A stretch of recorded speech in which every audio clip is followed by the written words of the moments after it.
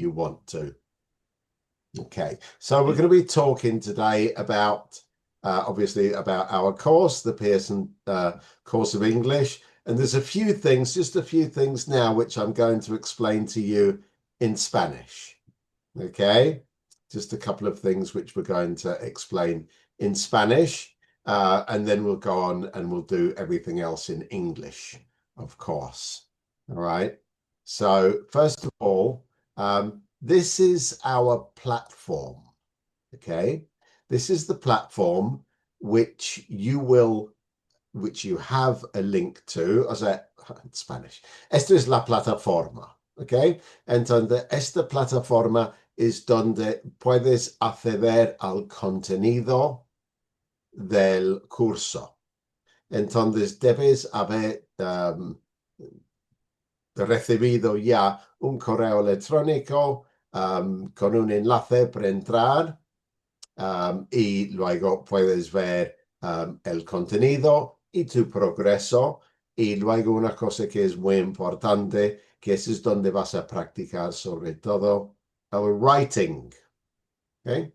Entonces, alguien más coming in. Okay, so nuestro programa, recuerda que tiene dos partes, ¿ok? Una parte es lo que vamos a llamar aquí el programa que se llama las nuevas metodologías y destrezas para el profesorado de inglés. Entonces, esto es un curso que Anpe acredita para vuestra, digamos, acreditación o número de horas de formación. Entonces, al terminar el curso, todo el mundo que hayan conectado hasta un 75% de las sesiones, todo el mundo va a tener un certificado acreditado por Anpe y con la Consejería de Educación de la Junta de Castilla y León, que os acredita por los puntos o punto o medio punto que os corresponde en cuanto a temas de traslados o de oposiciones. Entonces, esa es una parte del curso. ¿Okay? Y la otra parte del curso, que el contenido es exactamente igual, es el Pearson. ¿Okay? Entonces, el Pearson, que le llamamos el Pearson B2, el Pearson C1. Entonces, este es un título que está acreditado por la Junta de Castilla y León, para el MEC, para las demás comunidades autónomas, para el tema de acreditar vuestro nivel como docentes en cuanto al inglés. Entonces, lo que yo no os puedo decir a qué os acredita exactamente, si es para obtener una plaza en una escuela de idiomas o de primaria o lo que sea. Eso es algo que tenéis que saber cada uno un poco con su entorno y su trayectoria profesional. Pero esto es el examen. Anpe Castilla y León, Anpe Castilla y León tiene un centro de exámenes de Pearson. Entonces, este centro está en Salamanca y en diciembre, en diciembre, esto es donde vamos a hacer el examen, que va a ser un viernes y un sábado. Es muy importante. Hay que venir los 2 días, porque se hace el speaking un día y luego se hace el listening, reading y writing otro día. Entonces es muy importante, hay que venir los 2 días, ya miraremos exactamente qué fechas van a ser. Y este título del Pearson es oficial en el sentido igual que un título de la escuela de idiomas, o si es del Cambridge o el IELTS o TOEFL, es un examen que no la corregimos nosotros, sino los papeles los enviamos a Inglaterra y está corregido y pone su nota y es la nota que vais a tener. ¿Okay? Entonces, es un examen que tiene un formato bastante sencillo que vamos a ver hoy.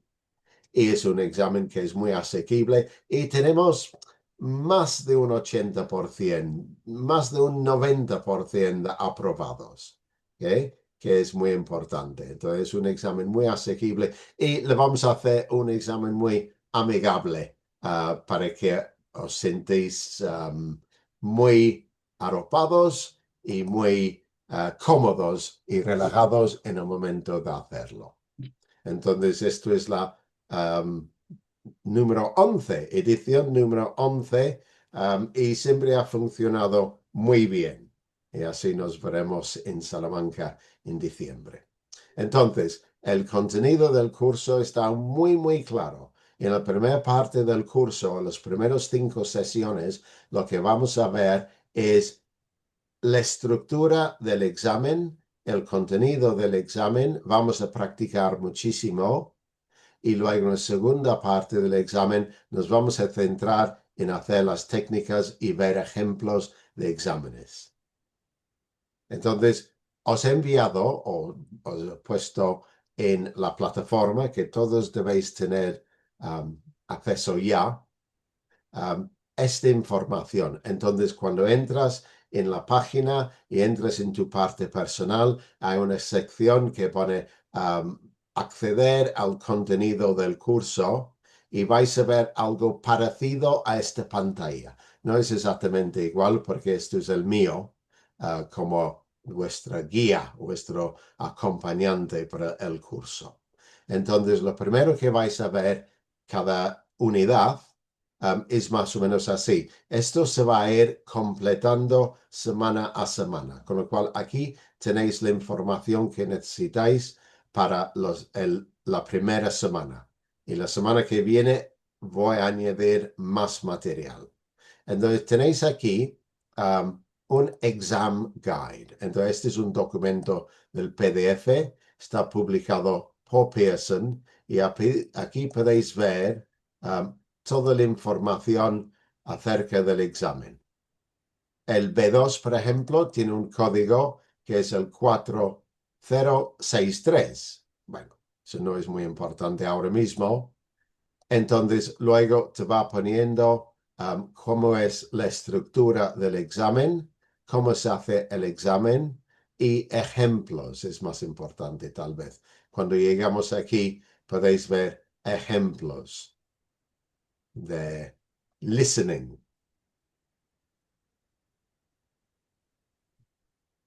de reading, sí, reading, como es el examen. Entonces es bueno descargar, que podéis descargar aquí y lo podéis guardar como PDF, aunque siempre va a estar disponible en la plataforma.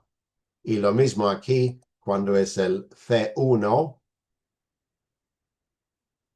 también es una cosa, como pone aquí, que es opcional, optional activity, quiere decir si le descargas o no le descargas, esto no cuenta como parte de tu puntuación final para el examen. Quiere decir, no cuenta para ese 75% que necesitas para tener el título de Anpe, ¿okay? Que es el título reconocido, acreditado por consejería. Entonces, eso es opcional.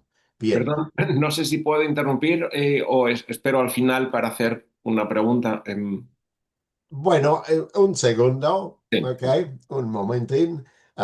Luego, el otro documento que vais a encontrar cada semana es realmente lo que vamos a hacer en cada clase. Entonces, esto es una presentación. Nosotros vemos la presentación durante nuestra sesión. La vemos en PowerPoint. Pero aquí está, es un resumen y viene aquí en PDF también, descargar.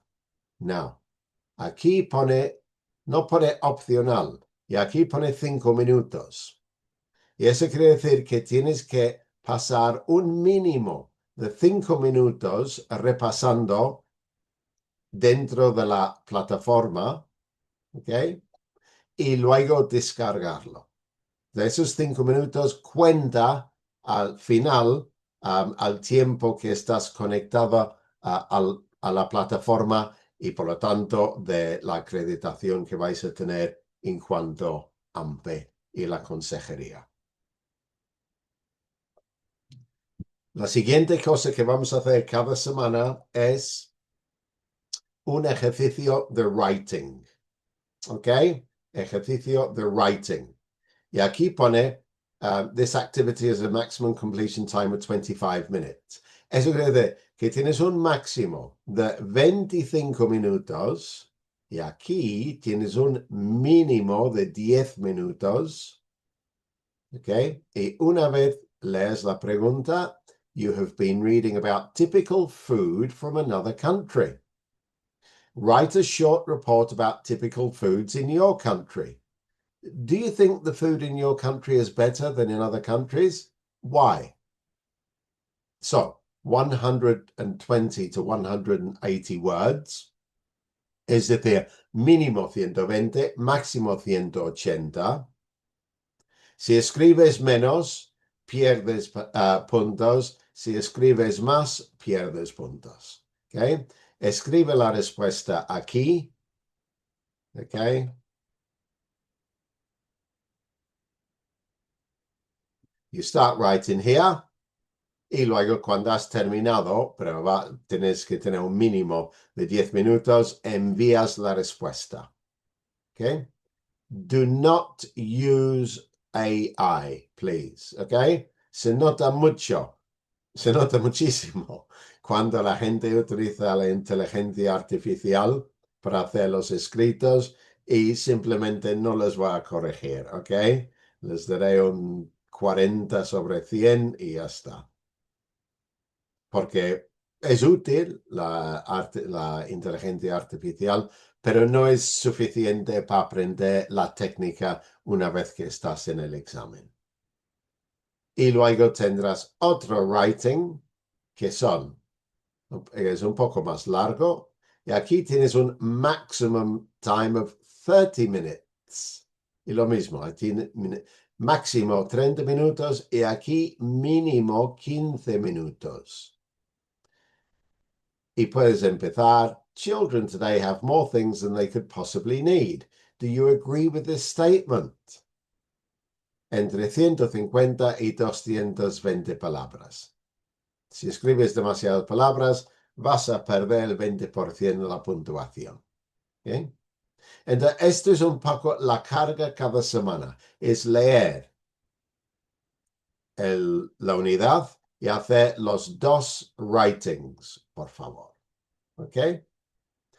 Esto es nuestra plataforma y eso es lo que vais a ver. Entonces, ahora, ¿alguna pregunta sobre la plataforma y el acceso? Hola, buenas tardes. Yo soy Inma. Voy Hola. a dejar que hable el compañero que te iba a hacer la pregunta antes y luego ya la retomo yo. Ok. Eh, bueno, no hay problema en ser el primero o el segundo. Precisamente a propósito de la plataforma, yo sé que ha habido, no sé, un número considerable, en cualquier caso, de gente que hizo la inscripción a través de esa plataforma, pero yo ni tenía noción de que existiera una plataforma. Entonces, ahora como veo que estás hablando de la plataforma para acceder al contenido del curso, Ujú. quería asegurarme de que lo he entendido bien y cómo acceder a ella, dónde tengo que pinchar o si Ok. hay un enlace que pueda descargarme de algún lugar. Ok, ciertamente, mira, no estás inscrito, ¿no? Yo no sé por qué. ¿Cuándo te has inscrito en el curso? El lunes. El lunes. Es posible, entonces. En este caso, mira, voy a poner aquí. ¿Estás en el grupo de WhatsApp? Sí. Vale, pues nada. Envíame. Ay, perdón, eso no es mi teléfono. Eso no es. Wow. Mi teléfono es este. Ok. Entonces, me escribes un WhatsApp a lo largo del fin de semana y yo aseguro de que estás apuntado. Es que me pasaron el listado el lunes y Sí. veo que hay 7, 8 personas que ya no van a hacer el curso, con lo cual hay 7, 8 plazas, pero que he recibido ahora mismo otro listado de Anpe de Guillermo pero no he podido comprobar exactamente quién está o quién no está. ¿Ok? Entonces no hay problema con eso. Lo tendrás a lo largo del fin de semana. Gracias. ¿Ok? A mí me pasa lo mismo que a Eduardo, ¿eh? Y a mí también. A ver, a ver. No tenemos acceso porque Pe- Y a Deep, mí yo soy mm, David, eso es. Sí. David, y no tengo David ningún Pérez, tal. ¿Perdona? David Pérez, pero que no apareceré seguro. David. A ver, si no hay ningún. David. Pues no tengo ningún. David es tierra. Ujú. ¿Quién más? Diego. Yo, Ah, bueno, perdón. no hay problema. Diego.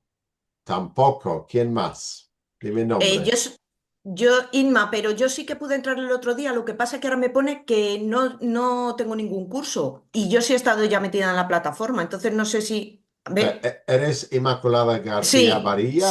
Sí, pero yo ahora no puedo entrar porque al meter mis claves y demás me pone que no tengo el curso, que no está disponible el curso. Pues hacemos una cosa. Si todos los demás podéis cerrar los ojos, por favor, porque le voy a decir a Inma su nuevo password. ¿Ok? Si lo he reseteado y todo, y aún así me sigue sin dejar entrar. Esto es tu correo. No, es inmavarillas@gmail.com. Ah, Inma. Ujú.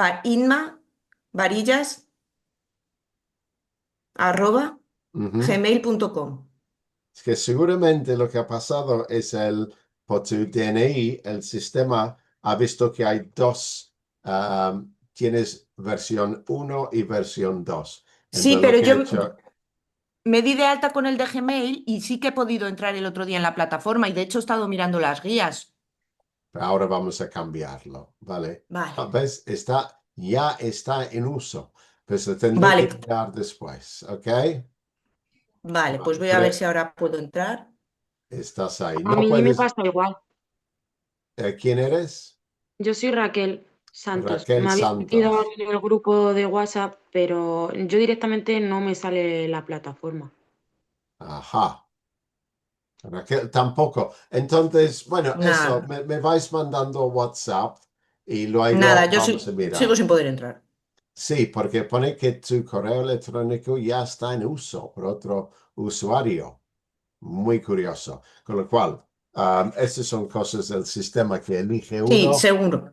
o otro. Pero bueno, Vale, bueno, lo manda, seguiré intentando. Gracias, no, Joshua. me mandas otro WhatsApp, ¿ok? Durante el fin de semana. Vale, una cuestión, lo mandamos entonces el WhatsApp al grupo que tenemos de Pearson 11. No, pero me mandas Te lo mejor a mí por privado, personalmente. Sí, de sí. acuerdo. Ok. ¿Puedes volver a poner el número, porfa? Está en el chat. Si miras el Vale, chat, gracias. está ahí. Lo pongo otra Sí, vez. aquí estás como administrador. Esto es, Oh, ¿vale? no, a ver.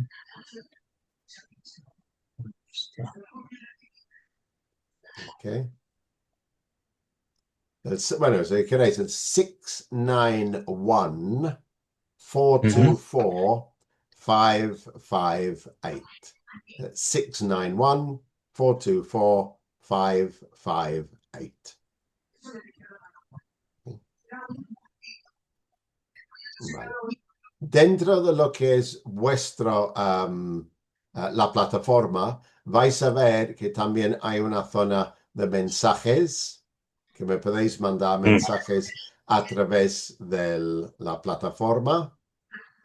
Y también vais a ver, aunque es en otro formato, pero ese es el mío, vais a ver que también los distintos horarios que tenemos de todos los webinars, ¿ok? De todas las reuniones, Ajá. ¿ok? Entonces todo Ujú. eso lo vais a ver también, ¿ok? Ahora, yo por mi parte puedo ver exactamente, por supuesto, todo el tiempo que estáis conectados, ¿ok? Los puedo ver aquí, mira, yo sé exactamente quién ha estado conectado y quién no ha conectado. Right?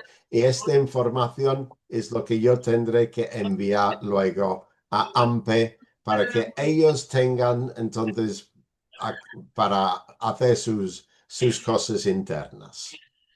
¿Vale? Vale. Bien, pues entonces esto es la plataforma, eso es lo que vais a ver. ¿Eh? Luego me vais poniendo las cosas, haremos un descanso más o menos en 45 minutos y haremos más preguntas si queréis, ¿ok? Ahora, porque yo prefiero seguir ahora mismo con el curso. Otra cosa que vais a tener en cuanto a recursos, os voy a poner en la plataforma y os mandaré un enlace también por WhatsApp de este libro. ¿Ok? El Skills Booster. Es el Skills Booster, que es básicamente el examen con 5 exámenes de práctica. Entonces aquí tienes el Practice Test 1, Listening, Reading and Writing. También al final del libro tienes las respuestas, que es muy útil, y también pues vocabulario y todo, con lo cual podéis ver cómo estáis progresando. También os enviaré los audios, un enlace para los audios. Entonces, para este libro, ten en cuenta, como lo hemos subido a internet, el libro no lo puedes descargar, pero no lo puedes prestar a nadie más, porque nosotros os estamos prestando este libro y por cosas de copyright, etcétera, pues no es un regalo, sino un préstamo, ¿ok? Como si fuera una biblioteca. Y lo mismo con los audios. Pero si queréis descargar el nivel 3, que es el B2, y también el nivel 4, que es el C1, podéis, no hay ningún problema. Porque de hecho, con el examen, vais a ver, es el examen, hay uno de B2, hay otro de C1. No tenéis que decidir ahora. Podéis decidir dentro de 2 semanas, o sea, después, vamos a decir, después del puente de octubre, pues ya tener una idea muy fija si quieres hacer B2 o C1. Hay diferencia en cuanto a nivel, pero de momento la preparación es exactamente igual porque la estructura es exactamente igual. Entonces, si preparas la B2 y luego dices, yo creo que puedo hacer C1, pues no hay problema. Siempre sabiéndolo antes de finales de octubre. Y ahora ves, si te apuntas al C1, podemos bajar el B2 si crees que va a ser más asequible. Entonces, vamos a seguir. Esto es más o menos, no, más o menos, no. Esto es como va a ser la clase de cada día o de cada viernes, ¿ok? Entonces, ahora que tenemos esto, ya podemos empezar en inglés, que es mucho más fácil para mí, ¿ok? Haremos un descanso a las 6:15. Ok. Entonces, esto es nuestro examen. Okay, this is the Pearson exam, which is PTE, Pearson Test of English 3, which is B2, and Pearson Test of English 4, which is C1. So when we do the exam, we'll be talking about level 3. When we talk about level 3, we're talking about B2. And when we're talking about level 4, we're talking about C1. Okay, this is very, very important. Okay, because you say, on the paper, on the exam, it does not say C1. How do I know? How do I know this is the same exam? Okay, guaranteed. It's a C1 or a B2 exam. So today we're going to have an introduction, which is what we're doing now. We're going to look at the timetable. We're going to look at the format. We're going to have some introductions, and we're going to look at some resources which you can use as well. So this is our calendar. Okay. And these are our classes. These are our classes. So it will be on the 3rd, the 10th, 17th, 24th, and 31st of October. And then 7, 14, 28. Oh my God, we have 2 on the 28th. No, we don't have 2 on the 28th. I'm sorry. And then the 5, 9, and 12 of December. Okay, so there are 10 sessions. If you look here, we got 1, 2, 3, 4, 5, 6, 7, 8, 9, 10, 11, 12. Okay, so this one obviously is wrong. Okay, so excuse me there. But we will have 10 sessions. Okay, there is no class on the 21st of November. So no class on the 21st of November. You can have the day off, right? So as far as the exam goes, the matricula, which is the final date that you must decide, is on the 24th of October.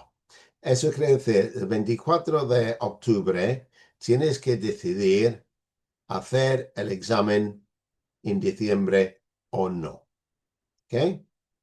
Porque a partir de ese momento, Anpe va a cursar lo que es la matrícula y Anpe entonces tiene que pagar a Pearson una cantidad, no sé cuánto es.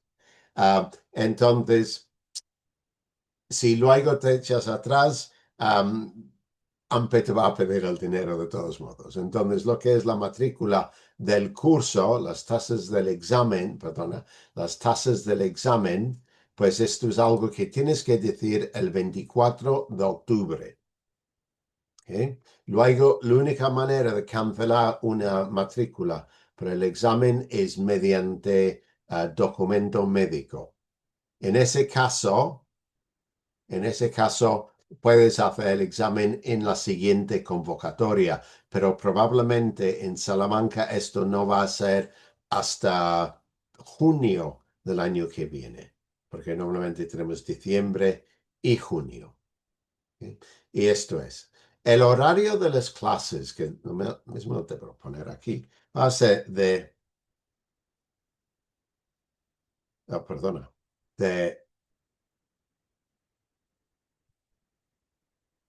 that's better. Okay, from 5 o'clock until 8:30 in the evening.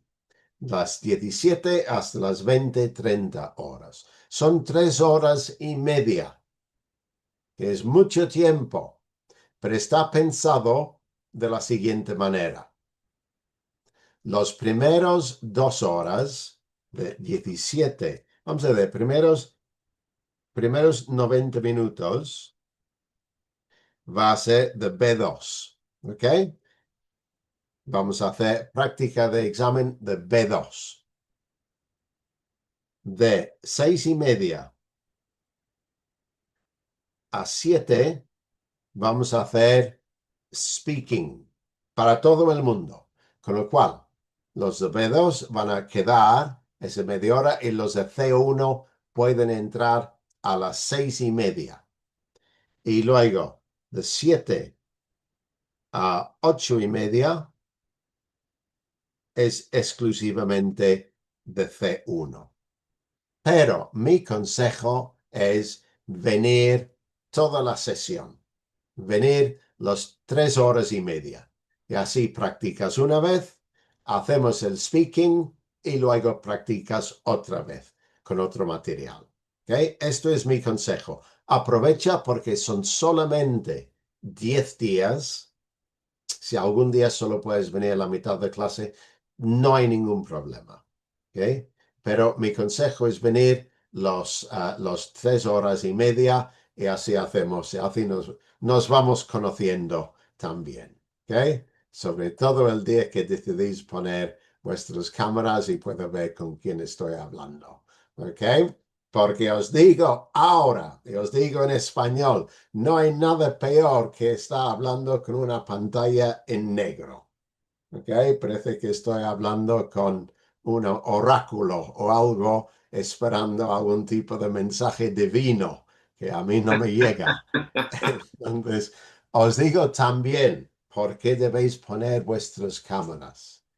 Porque el día del examen, lo más probable, el examinador del speaking soy yo. lo más probable.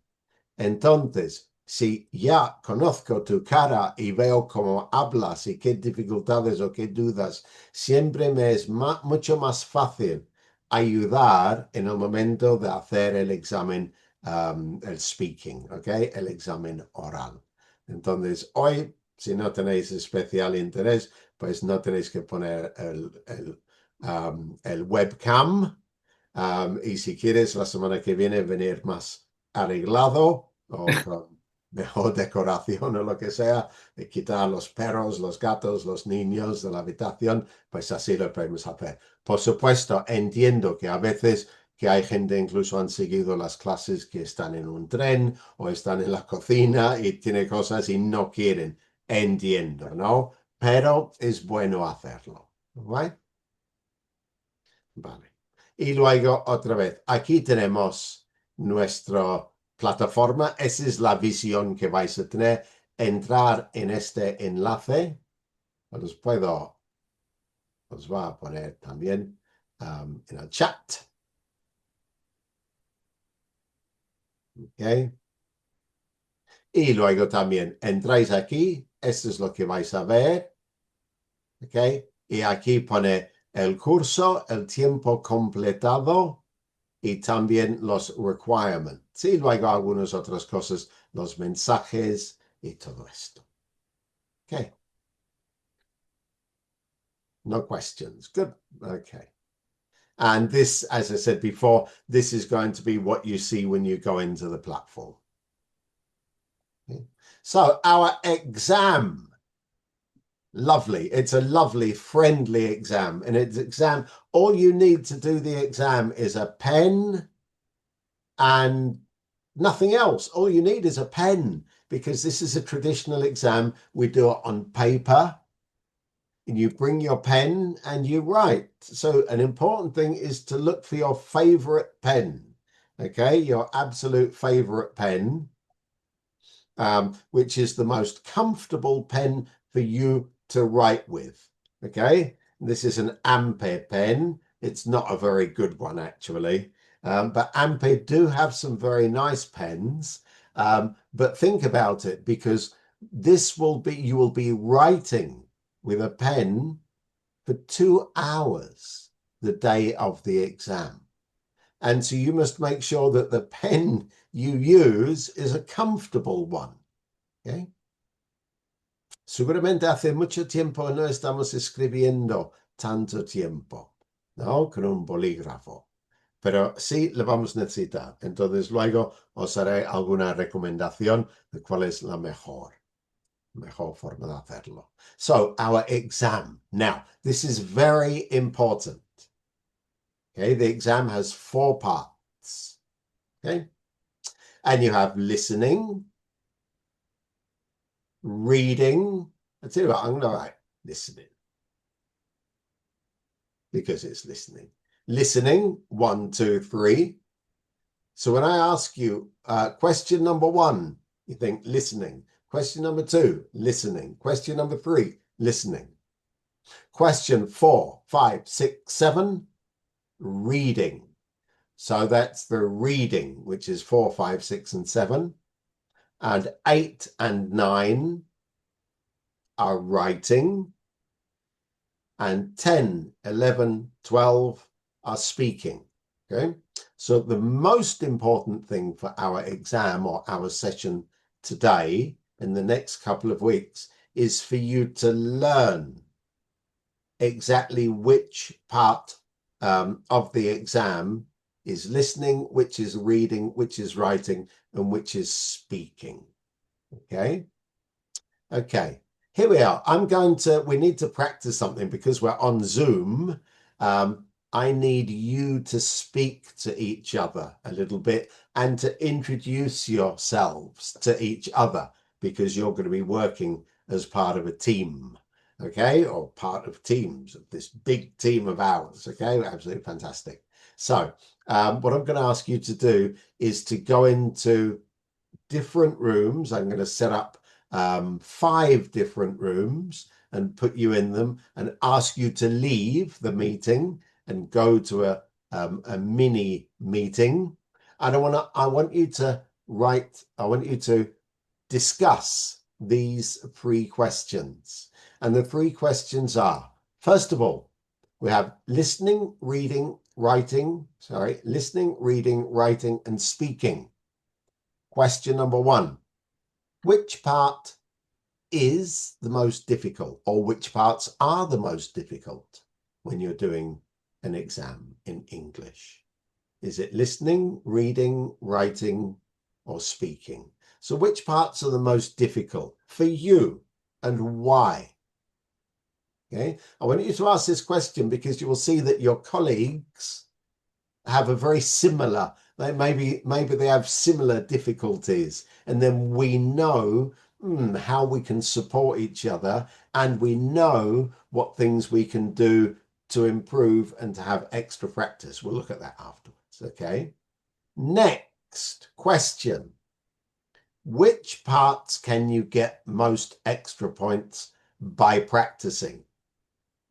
Now listen, when you do the Pearson exam, the maximum number of points that you could get would be 80. And no possibility, you cannot get more than 80. Okay? So, to pass the exam, you need 50 points. 50 points. You get 50 points, you're happy. You get 49 points, you're not happy. Okay? So happiness is 50 points on the exam. Now, if you lose 1 point because you did not check your writing, because instead of writing, for example, Friday with a capital F, yeah, F mayúscula, porque es un día, un mes, pues ya pierdes un punto. Entonces, we need to see which part can you get most extra points by practicing, which means which part of the exam, listening, reading, writing, or speaking, must you practice most to get those extra 1 or 2 points so that you're happy. Okay, and then which questions are easiest for you and why. So I'm going to put you into the rooms, and this will help us. Y así podemos ver si funcionan las salas. Okay, hay 5 breakout rooms. Os voy a meter, es automático, y os voy a dar 5 o 6, os voy a dar 7 minutos para hablar de estas 3 preguntas. Os voy a recordar cada 2 o 3 minutos cuáles son las preguntas de que estamos hablando. Please introduce yourselves in English. Introduce yourselves in English first and say, where are you from? Okay. Say where you are. Are you at home? Are you at school? Are you at work? And then tell everybody, what's your favorite drink? Water, tea, coffee, beer, tequila. What's your favorite drink? Okay. And then answer the questions. So just tell everybody where you are and what's your favorite drink. That should be fine. Okay. So when I say create, you can go to your room. You will find an option which opens. Okay. So room number 1, we've got Anna, Angelica, Daniel, Leticia, Nuria, Pietro, Raquel, and number 2, Alba, Alejandro, etc. Okay, somebody a very exotic name, iPad. Wow, that's a great name. So here we go.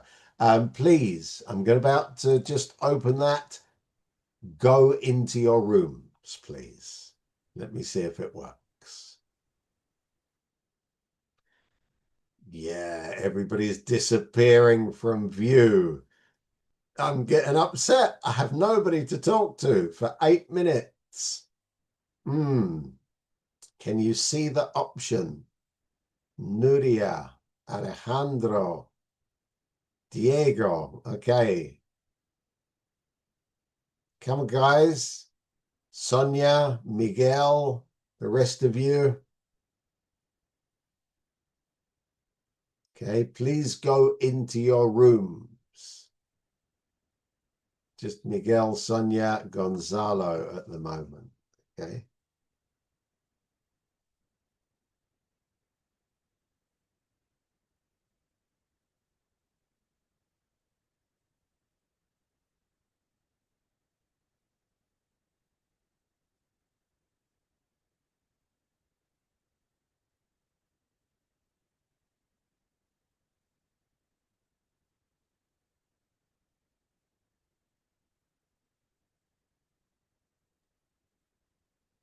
Hi, can you hear me? I can hear you. What are you doing here? You should be in the room.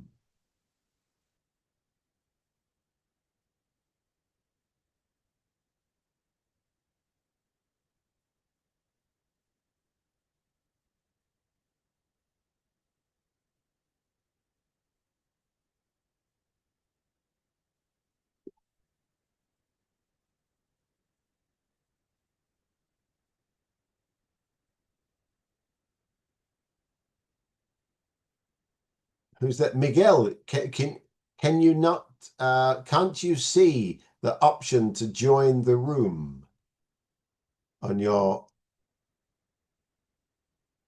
there should be a little box saying you have been invited to join room number 5.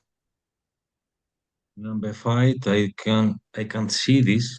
You can't see that? Maybe if I Eh, change you to number 4, let's see.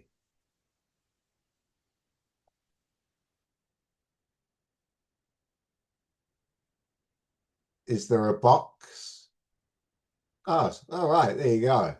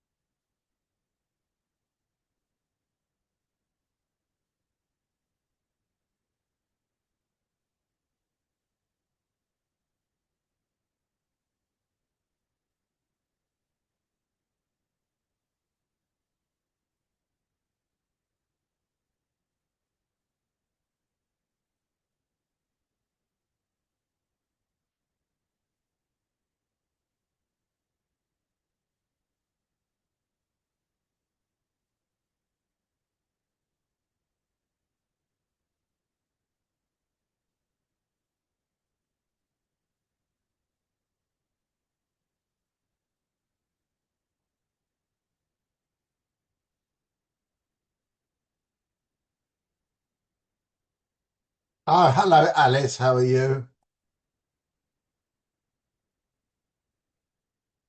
I can't hear you. I can't. Don't worry, don't worry. All right, I've put you back in the room, okay? I've put you into room number 3, okay?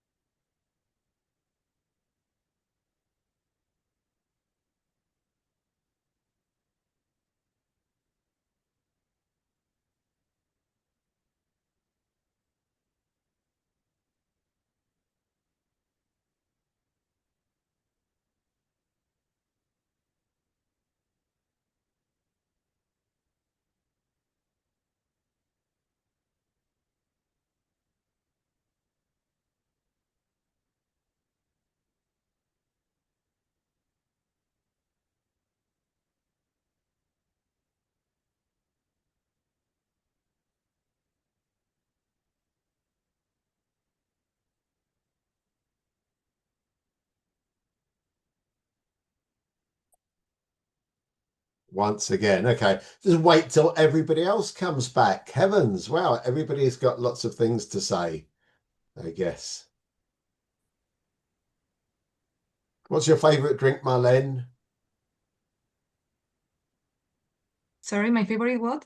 Your favorite drink? Drink coffee, of course. Oh, Latte oh, coffee. all right. Yeah. And Anna Isabel, what's your favorite drink? Maybe Coca-Cola. Coca-Cola. All right. Miguel, what's your favorite drink? We can't hear you.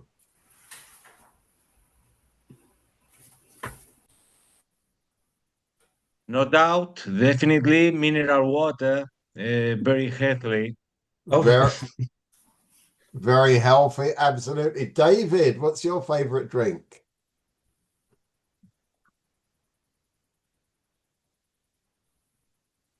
David, we can't hear you. No problem. Pietro, what's your favorite drink? I'm Italian, so definitely coffee. Definitely coffee. Okay. But I also like Mosto very much, which is a beverage that doesn't exist in Italy. Mosto. Mosto. Okay. What's Mosto? Alicia. Alicia, explain what is Mosto? Oh, you've lost your voice. You got no microphone. Okay, don't worry. Sonia Dominguez. Are you there? Unmute yourself. So, what is Mosto? Explain to an English person what's Mosto. Grape juice. We can't hear you either. All right, never mind. Somebody said grape juice. All right, that's fair enough. Grape juice. Okay. And Angelica, what's your favorite? What's your favorite drink? Um, I said that it's water, so it's very boring. But when I go out with friends, I like ron cola. You like rum and Coca-Cola. All Yes, right, that's a bit different from water, isn't it? Fair enough. only when I go out. Only when you go out. Okay. Okay. Only in the afternoons, right? Never in the morning. Right. Good, good. Okay. Diego, imagine we go out for a drink. What would your favorite drink be? My favorite drink is like Angelica, water. All right. We are so boring. No, absolutely. Uh, Look, water, absolutely perfect. eh, Okay. and I am with my friends for party or Ginebra lemon. Gin and lemon, like my mother. All right, fair enough. My mother's 92 and she still drinks gin and lemon, of course. Really? Yeah. Okay. And Jimena, what's your favorite drink then? Hello. I like water too, but when I out with friends like Angelica and Diego, I like to drink calimocho. Is wine with Coca-Cola. It's typical in the north of Spain. Really? Okay. Wine with Coca-Cola. All right. But red wine, yes. Okay. Red wine with Coca-Cola. Fair enough. And we call it Calimocho. Yeah. Okay. Good. And Eduardo, what's your favorite drink, sir? For me, it depends on the moment. The most time I prefer water, but I like very much wine, red wine, white wine. Mm-hmm. I like very much champagne too, but just for sometimes. Okay. Every day I drink water. Okay. Yep. I hope you do. That's fantastic. And Miguel Vicente, what's your favorite drink? Well, I think I agree with all of my mates, and I think it depends on the moment. But on the whole, in general, I would say that beer is my favorite drink. I don't like Spanish beer. I like more German or beer of the other countries. And in other moments, maybe in relaxed moments, I like a coffee, a simple cup of coffee. Okay. All right. Excellent. Good. And what about Felix? Felix. Hello. Hello there. What's your favorite drink? I don't know exactly. I think I don't have a favorite. I think when I drink any any drink with sugar, I think is tasty. I think, Mm-hmm. but it's not good for my health. Okay. All right. Of course, you have to be very careful about that. Yep, very much. Okay. Yeah, and I don't like a red wine, for example, or something with alcohol drinks. I don't like. Mm-hmm. Okay. I think red wine's quite nice, but nothing beats a cup of tea, of course. All right. Nothing beats a cup of tea. That's gets you going any time of day. Okay, well done. Thank you very much. Okay, that's absolutely fantastic.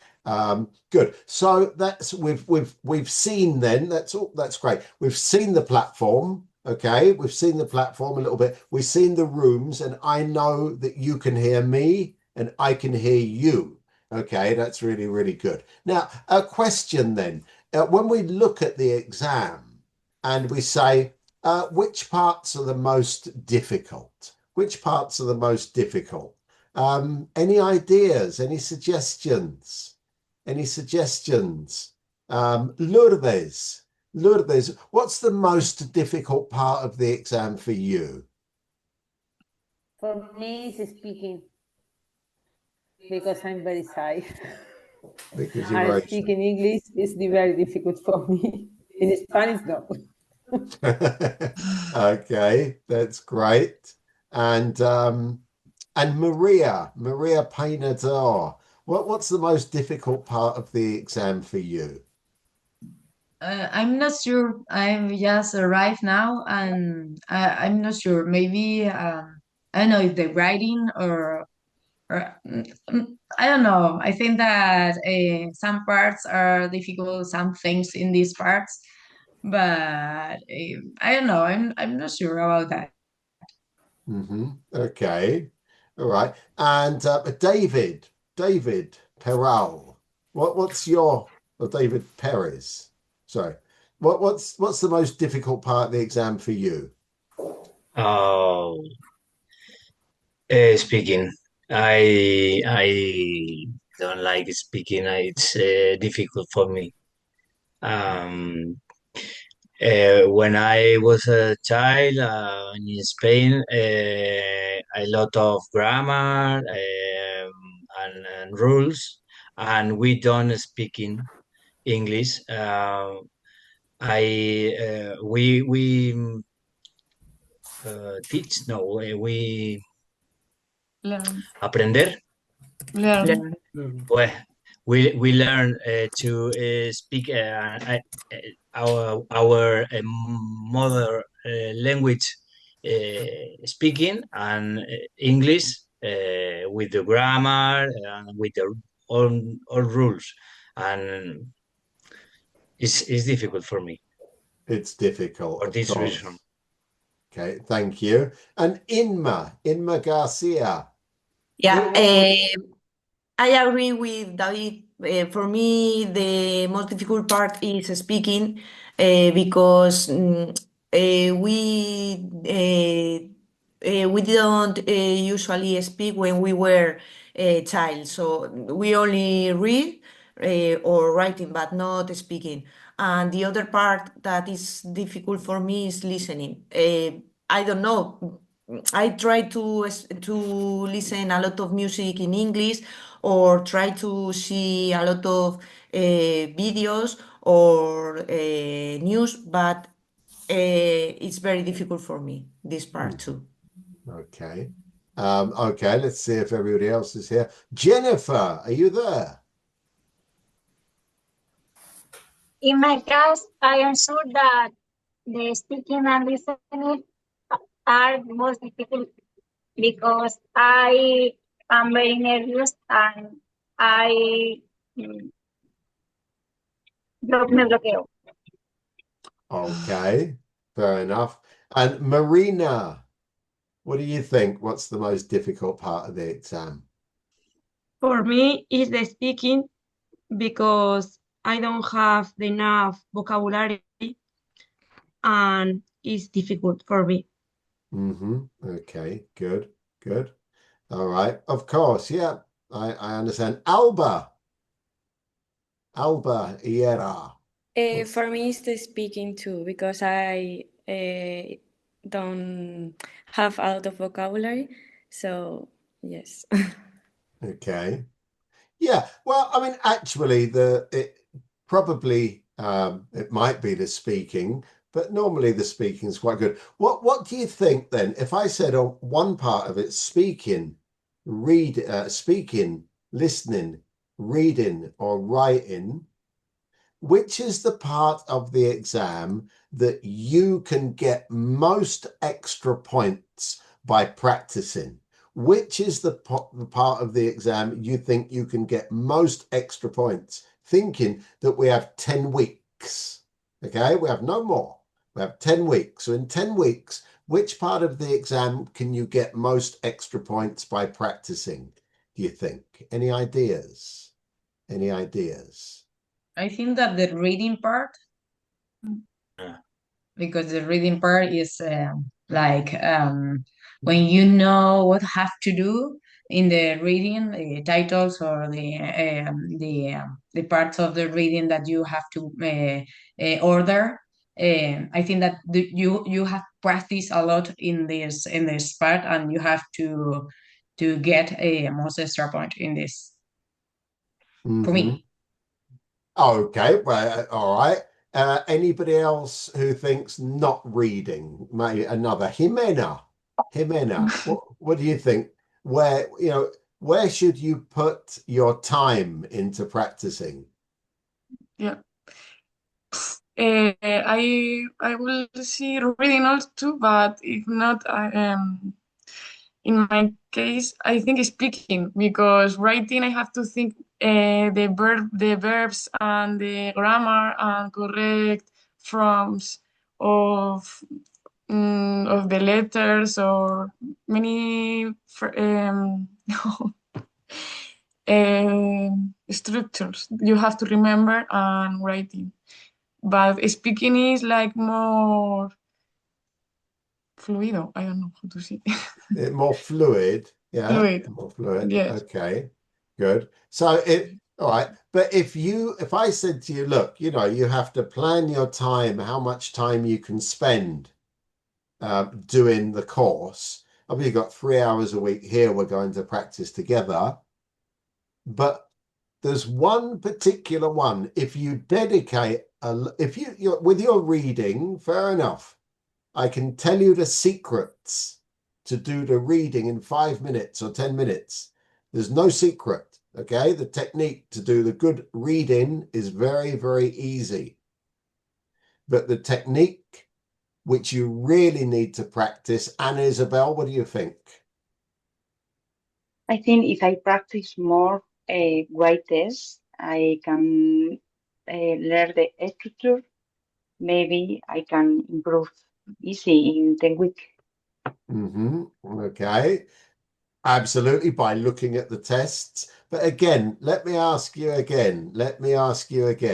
Marta, there you go, Marta. Which part of the exam, Marta Gonzalez, are you going to dedicate most time to practicing? I think the writing, because you can study the connectors you have to put and the structure, and it's the most difficult for me. Absolutely. Well done. Okay, 10 points then to Marta for that. That's excellent. Yes, it is the writing. Okay, the one part where you will definitely get extra points by practicing is the writing. Okay, and you can get many extra points by practicing the writing. Okay, you can get, I think you can definitely, now listen to me. When you're doing your writing, you know, everybody comes and does the exam and they take the book and they write, and then they close the book and say, there we are, I finished. And I look and I think, Miguel Calderon has finished and it's 20 minutes early. And I think now if Miguel Calderon opened his paper again and read his writing, I'm absolutely sure he will find a mistake. And if he corrects that mistake, is 1 extra point. And if he reads a bit more, he'll find 2 or 3 or 4 or 5. Definitely, he will find 5 things that he can correct in those few minutes. Okay? That's it. Absolutely, definitely what you must focus on is your writing. Okay? The speaking, you'll be fine. I will help you. Okay? Now, remember, with the speaking and the listening, we have a little disadvantage, don't we? For example, with the listening, you listen and then it's finished and you have to write the answer. You cannot listen again, right? With the speaking, you only have, how long is the speaking part of the exam? How long? How long? I don't know. 5 minutes? Idea. 6 minutes. 6 minutes. Yeah. You speak for 6 minutes. Okay, it's finished now. It's finished. You cannot go back and speak again.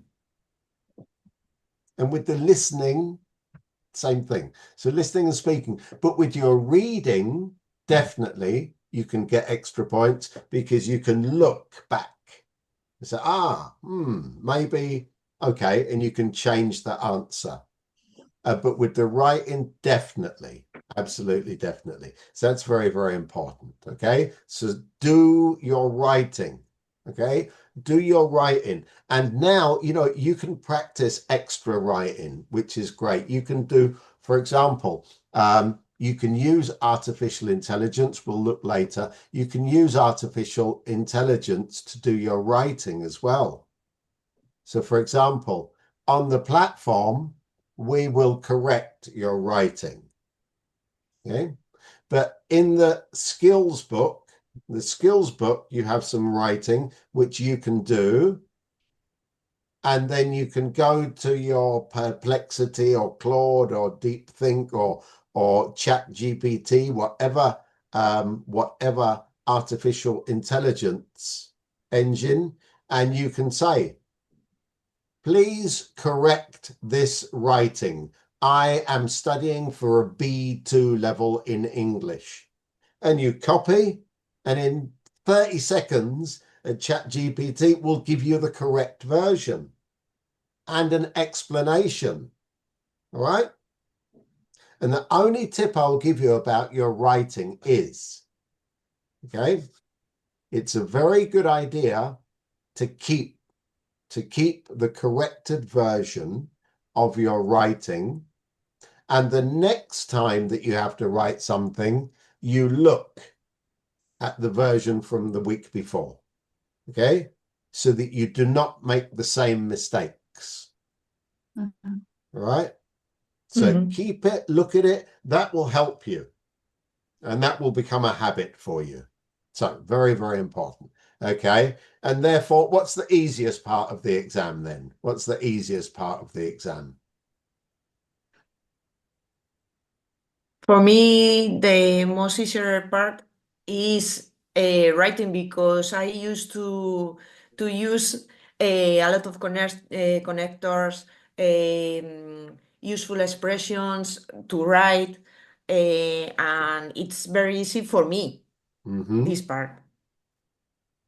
Absolutely. Okay. And that's a very good tip for writing, to use some expressions. Yeah. Very, very good. So what we call in English idioms. Idioms. Okay. Okay, yeah. I don't Idiom. remember the word, sorry. Okay. In English, let's just look. I'll put it in the chat box. We have some different words. We have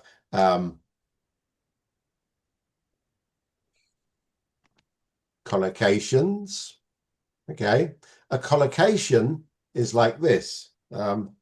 Lunch hour. Okay. Lunch hour. Lunch hour. What's lunch hour? The time for lunch. Time for lunch. Okay. So a collocation are two words which go together and which are very common together. Right? So that's a collocation. Right? Another one would be bedtime. Okay? Bedtime. Another one would be, look, kitchen table. A kitchen table, which is the table in the kitchen. So these are collocations. Another one, look, black and white. Not white and black, but black and white. We know that these words always go together. Might be free, see you later. Okay, see you later. There's another collocation. So these are short usage. This is the use of the language. And these are things which are very useful for you. Okay, which are very useful to you when you're writing. Now, we also have, those are collocations. We also have our idioms. Now, an idiom is some language where grammar is not really necessary. Okay, the grammar is not necessary because we understand. Okay, so for example, see you later, black and white, kitchen table, they're also idioms. Okay, they're all collocations are idioms. Idioms, and then we've got our collocations and our proverbs and all sorts of different things. Okay, but an idiom might be, okay, Inma, you said you know a lot of idioms. Tell us an idiom. For example, I used to use every cloud has a silver lining. There we go. Wow. Every cloud has a silver lining, which is a wonderful thing to say. Can you see this in the chat box? Every cloud has a silver lining. Okay. That's absolutely brilliant. Yeah, absolutely brilliant. Does anybody else know any other idioms in English? I know one, but I perhaps if you snooze, you lose. If you Something like that. snooze, You lose. That's an excellent one. If you snooze, you lose. All right? It means you have to be fast. You have to pay attention. You have to be ready. You have to be waiting for things. Okay? If you snooze, you lose. All right? Absolutely. Any others? What about this one? A bird in the hand is worth. I think break the ice. To break the ice. I was going to say this one. Yeah, to break the ice. Okay. Break the ice, which is exactly the same as in Spanish, isn't Yeah. it? When you meet some people, it's nice to break the ice a little bit, to be informal. Yeah. Okay. So if you know a couple of idioms, you must use them when you're writing, and you must use them when you're speaking as well.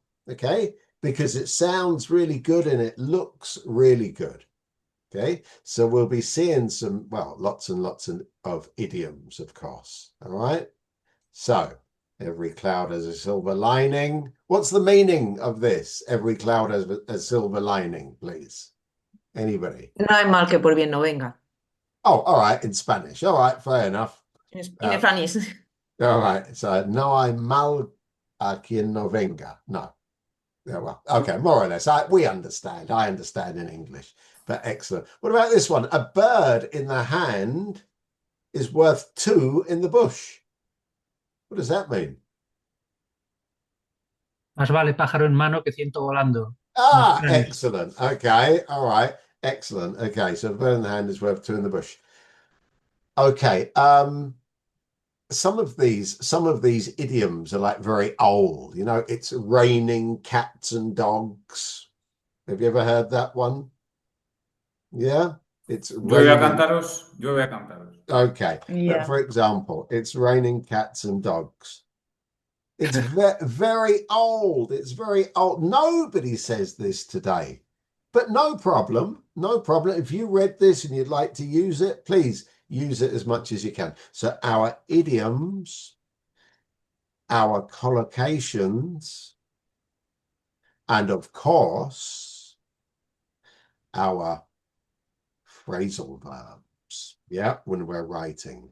Okay, our phrasal verbs. And remember, a phrasal verb is a collocation because it's two words which go together very commonly. So that is a collocation, a phrasal verb. Phrasal verbs are also idioms.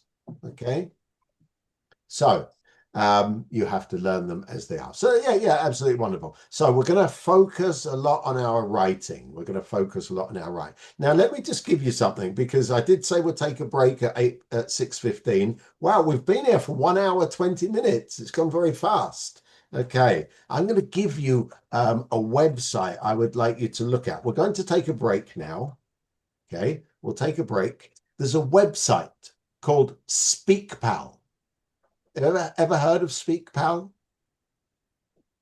Okay, we're going to take a break, a 7-minute break to get a cup of tea. Okay, SpeakPal.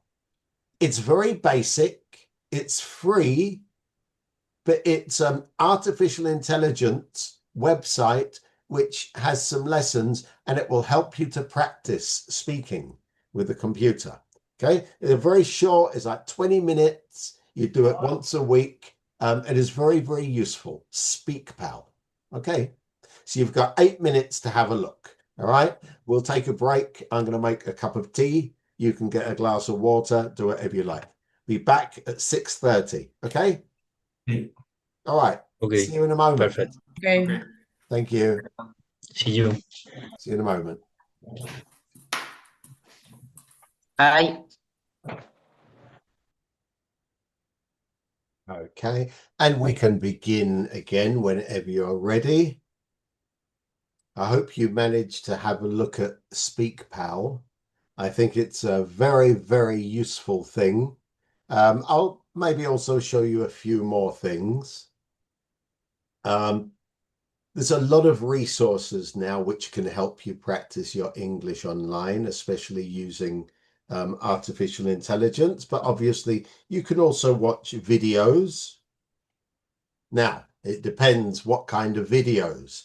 If you watch YouTube and you see a video of a cat playing the piano, that's probably not very good for practicing English. But if you look at, for example, if you look at videos of Sky News in the United Kingdom, that's Sky News, that's always very good. Also, the BBC, okay, the BBC has something called 6-minute English. That's very good on YouTube as well. These things, they're quite entertaining. So when you go to the gym or you're on the bus or on the train going to work or in the bathroom, yeah, very quickly, 6 minutes of English, all right? And then, it's time to go. That's also very, very useful, all right? And it's good to have things, start listening to. When we're reading, and it is important, remember, there's two kinds of reading, all right? We have things, we have reading which is called extensive reading, extensive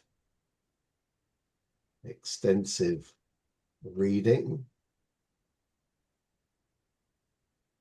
Extensive reading is like when you read a book because you want to relax or because you're interested in something. So maybe you're reading Harry Potter, or maybe you're reading, I don't know, some fantasy novel, okay?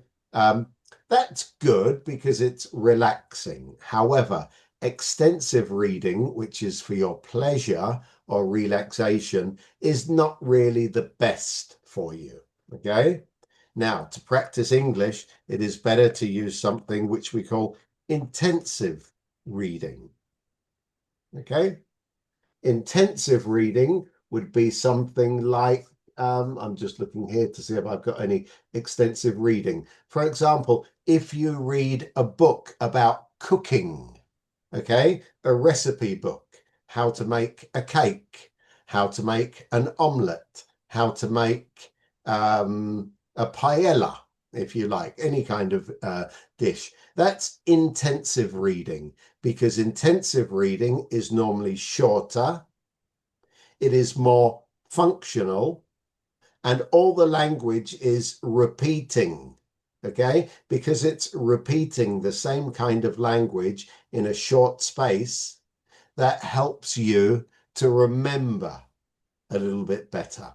So extensive reading or intensive reading.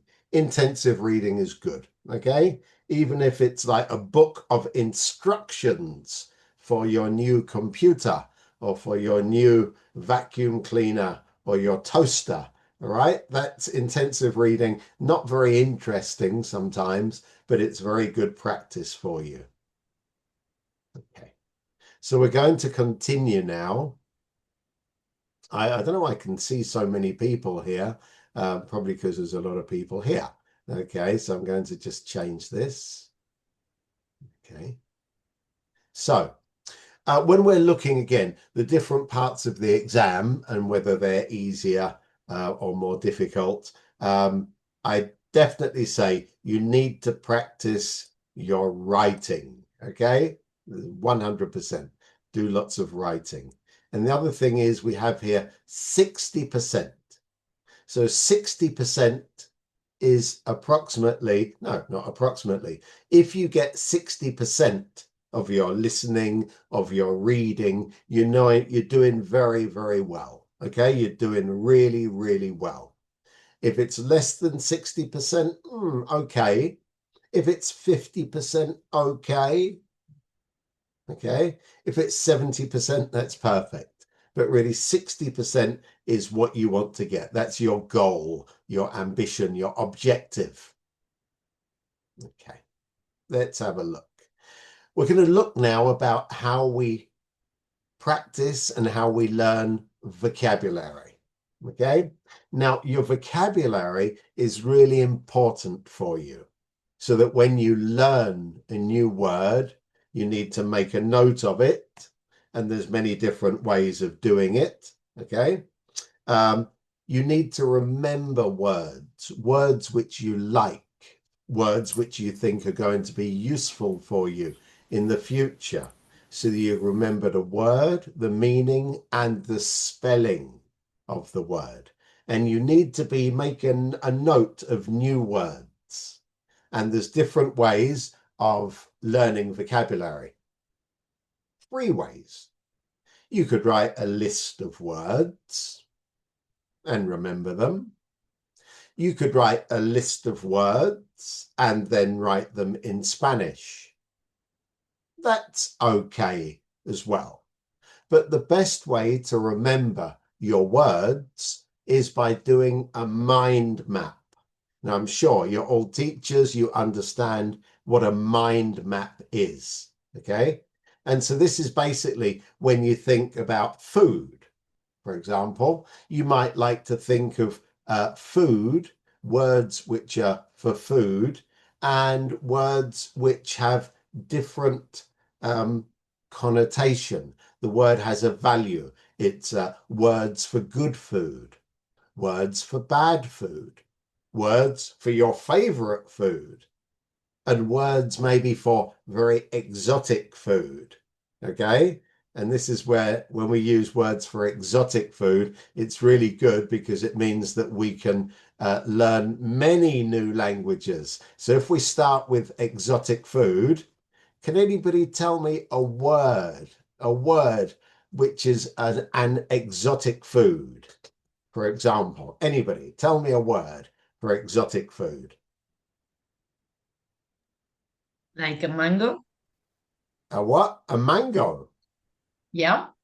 All right, excellent. Yeah, that's not a normal word. It's an exotic food, mango. Excellent. So next time you do your writing, Maria, make sure you use the word mango. All right, that's really good. Any other kind of, what about an exotic food from Japan? Any ideas? Lychee. Oh, lychees. Okay. Lychees. All right, that's an exotic food. Not only fruit, but other kinds of food. What's a famous food from Japan? Sushi. The dragon, Sushi, somebody said. There we go. the dragon fruit? A dragon fruit. All right, yeah. All right, a beautiful fruit. Yeah, dragon fruit. Okay. Any other kind of exotic food? What about food from Italy, which is exotic? Tell me a typical dish from Italy. Pizza. What about something else? Risotto. A risotto, okay. Risotto.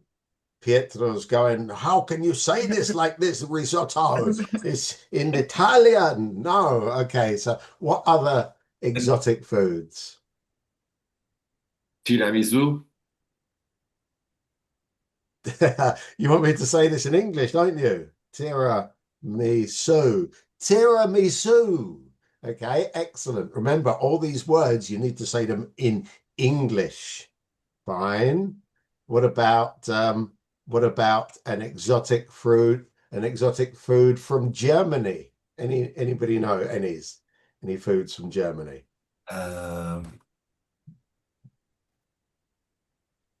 Hamburger. All right, hamburger. Okay, it's an exotic food, maybe, possibly.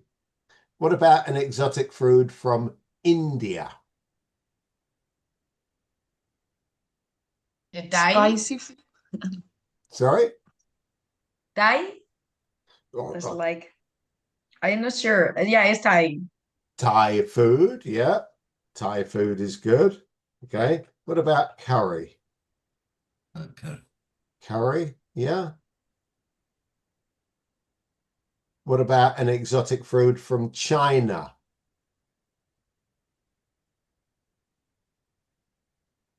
Here we go. Noodles? Noodles. Excellent. Noodles. Yeah, wonderful. Roll spring. You mean a spring roll, don't you?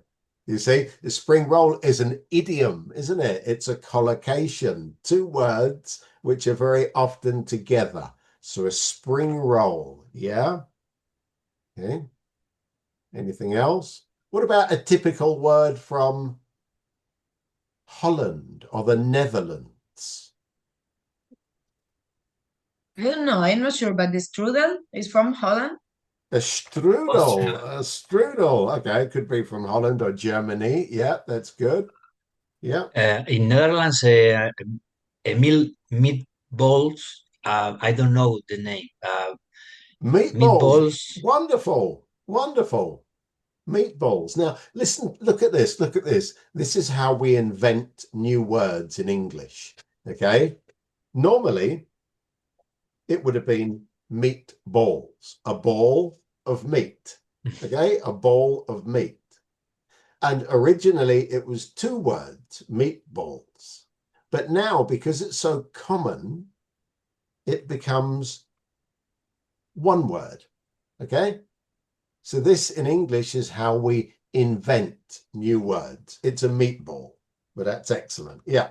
The famous movie, it's Raining Meatballs. Yeah. You know that one? The cartoon, the animation, Meatballs, it's Raining Meatballs. Okay. So there we are. There's a nice way. It's a nice way to learn some words about food. Okay. So in your mind, you think exotic foods are in your little mind bubble. Yeah. Exotic foods, mango and risotto and hamburgers and Thai and all these kind of things. Fantastic. Okay, good. Now, what about good food? What in your opinion? Tell me some good food, please. Anybody? Something very natural or made at home. Wait. If it's made at home, these are idioms. Wonderful food. Homemade food. Homemade food, which is good food. Yeah, excellent. Okay, look at this. We got vegetables. Oh, thank you. I was waiting to hear that word. And whoever said it, you said it. What a beautiful pronunciation. But listen, and repeat. Vegetables. Vegetables. Vegetables. Yeah, vegetables. Okay. What's the opposite of fast food? Slow food. It's got a name, isn't it? Slow cooking. Yeah. Slow cooking. Right? Fast food or slow cooking. That's good food. Yeah. What else is good food? Fruit. Yes, fruit. Fruit. Yeah. No processed food. Bio food. Natural food. Bio Garden food. product. Nah, doesn't exist in English. Okay. Healthy. We call it Healthy. health food. Again, look at that. 2 words, 1 word. Health food. Garden product. Garden products. Okay. Yeah. Absolutely. Anything else? Low calorie. Low calorie food.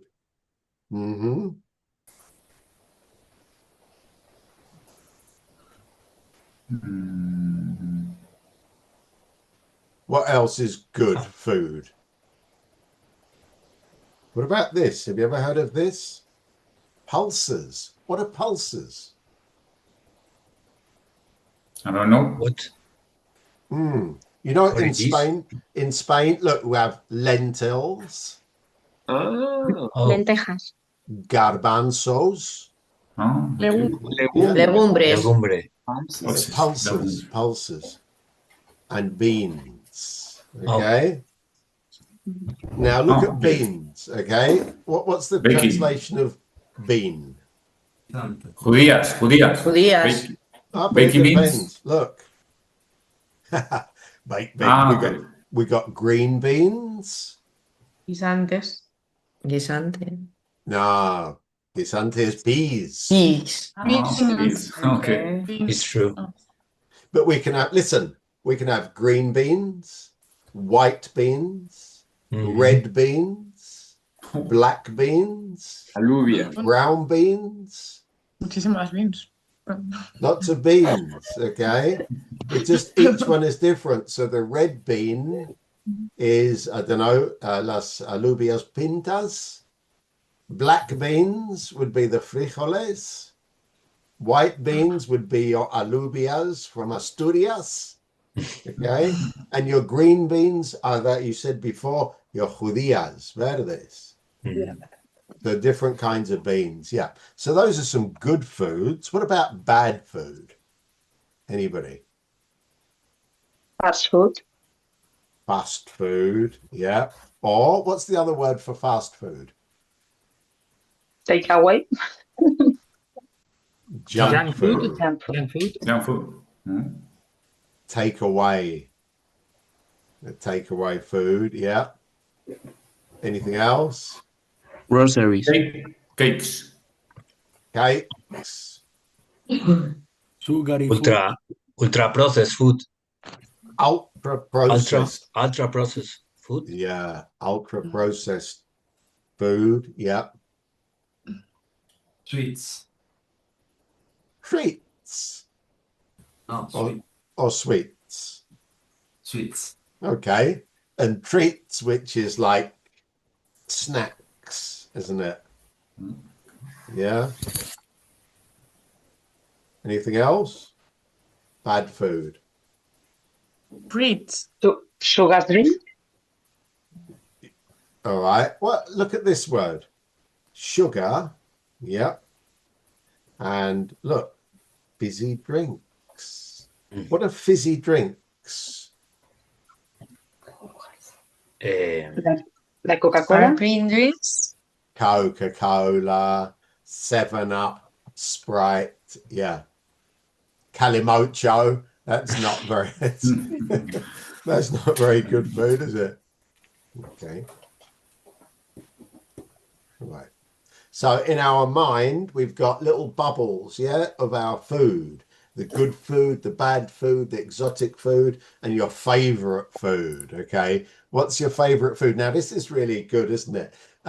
Food. What's your favorite food then? Come on, tell me. Favorite foods. Pasta and pizza. I come from Salamanca and I love hornazo. I love to.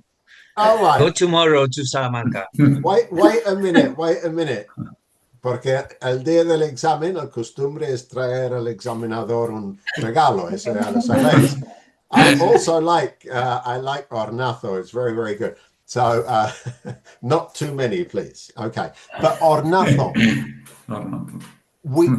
o cocido, o lechazo, o morcilla, we cannot say these words in English. So what is a hornazo? Can you explain what it is? I don't know. It's bread cooked with different chorizo, lomo, I don't know the name in English. Eggs. It's a pie. It's a pie. All right. And we could have a meat pie. A meat pie. So a hornazo is a kind of meat pie. And in Galicia, where they have what's the typical, Empanada. Empanada is also a meat pie or a vegetable pie. Okay, so it's a pie. Okay. We can also have an apple pie, of course, yeah. That's also quite my favorite food. Well, and more things, more favorite foods. Come on. Paella. No. In English. I don't know. Paella. More Chocolate. More Chocolate cakes. Chocolate cakes. No, we're with paella. Paella. Okay. Chocolate cakes. Chocolate cakes. All right, yep, that's a good one, definitely. Chocolate cakes or just chocolate, yep, definitely. Any other favorite foods? Spanish omelette, for example. A Spanish omelette, okay. And what are the ingredients for a Spanish omelette? Well, that's a mix of eggs and potato, and onion is the problem of all Spanish if you put onion or not. So Okay. that's a good deal. Excellent. Well, one of the things, yep, absolutely fantastic. Yep, well done. Spanish omelette. Anything else? I like in Burgos black or blood sausage or Oh, what a sorry for my blood sausage. blood sausage But that's not, with rice that's a pudding. or In fact, Morcilla. or Morcilla, black pudding. black pudding, right? Even though it's not a pudding, it's a sausage, right? It's a sausage, but it's Yes. black pudding. Black pudding. Black pudding in English. In English, black pudding, yeah. But we have it in England too. Okay, in the north of England, if you ever go to York, okay, when you go to England, you must go to York. It's a very beautiful city in the north of England, okay? Sorry, and if you say black or blood sausage, nobody understands. They think it's burnt, right? It's la salchicha quemada. It's black. So No, blood. A blood sausage. Nobody understands this. No, because there's many kinds of blood sausages from different countries, and it's not really no. Black pudding. Black pudding, yeah. Okay. Okay, but the important thing actually when we're talking about food is we have something in English or in any language. Look at this word in the chat box. The affective filter. Affective filter. Okay? The affective filter is something in your mind. And affective, remember, affective means that you feel affection. You like something. If you like something, you feel affection. Now, the affective filter is when you like something like very much like paella or like morcilla or lechazo or hornazo, okay? And you want to say it because you like it, because it makes you feel good, it makes you happy, all right? But if there's no English version, you must not, okay? So when you find yourself wanting to say something which is typical in Spanish, but does not exist in English, you must choose a different word, okay? You must choose a different word. So that's our affective filter, right? So this is the way you're going to try to learn vocabulary. And you could do one for food, and you could do one for sports, and you could do one for news, and one for your home, one for education. You could have many different mind maps to help you learn vocabulary. Okay? But you need to organize your words, please. Organize them, not as a list. Don't use a list. Okay? Right. So we're going to begin now, and we're going to look. Oh, Alicia is coming in. Okay, we've got two Alicias. How wonderful. Okay, we're going to do the exam. Okay, we're going to look at different questions in the exam. So for 1 hour, it's going to be quite intense now. All right, so relax, shake your arms, you know, do whatever you have to do so that you're feeling relaxed. So question number 10. question number 10 in the exam is always a discussion. In the speaking exam, it's always a discussion. And the discussion lasts for 2 minutes, okay? In 2 minutes, you will have a discussion with me or with the other examiner, it depends, okay? And you will always hear a question. You will always hear a question. Okay, so I'm going to choose, I'm just going to choose a volunteer from somewhere. But anyway, I will say to you in the exam, I will say exactly this. I will say, hello. I will say, hello, Sonia. All right. Hello, Sonia. Sonia's not there. Okay. Maybe I have to choose somebody else there. I will say, hello, Maria. Hello, Maria. Hello. How are you today? Fine, thank you. I'm really a little bit sick this morning, but I'm okay now, better than this morning. And Thank you, you. how are you? Well, I'm okay. I'm fine. Thank you very much. Now, Maria, we're going to have a discussion. Okay. And the question is, children today have everything they want. Do you agree? Yes, I'm really agree with this question. I have this conversation with my partners in the school every day because they don't they have everything that they want. For example, no only toys, clothes, the things, all the things, and the TV or the mobile phones or other things and other things. And it's difficult to teach now the children because of all of the things of internet and everything. And I think that they don't have time to stay quiet and to do another things. And Okay. yeah, I think that I'm really agree with this. But Maria, don't you think that these things are actually quite useful? So if they have a tablet or a computer or a smartphone, they can learn things about the world. They can see interesting places or movies about documentaries.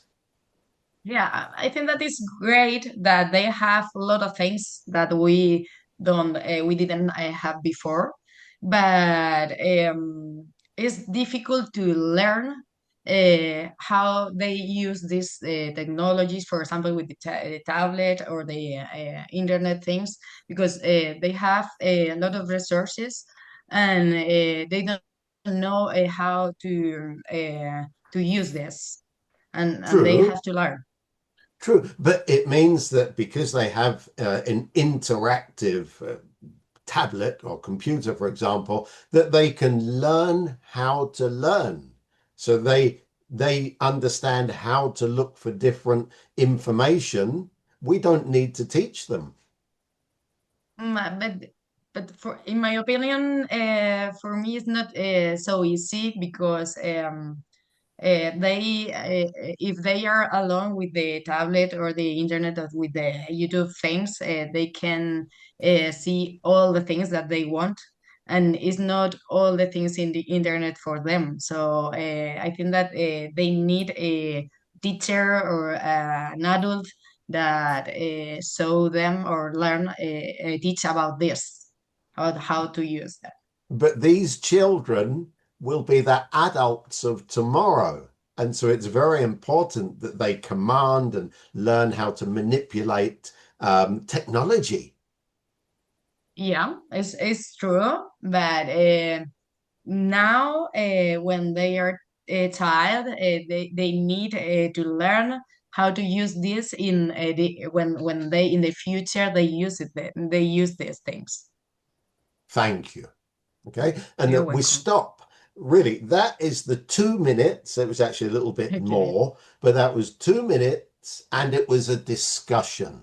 So the examiner asks a question, okay, and you give an answer, and the examiner will say the opposite.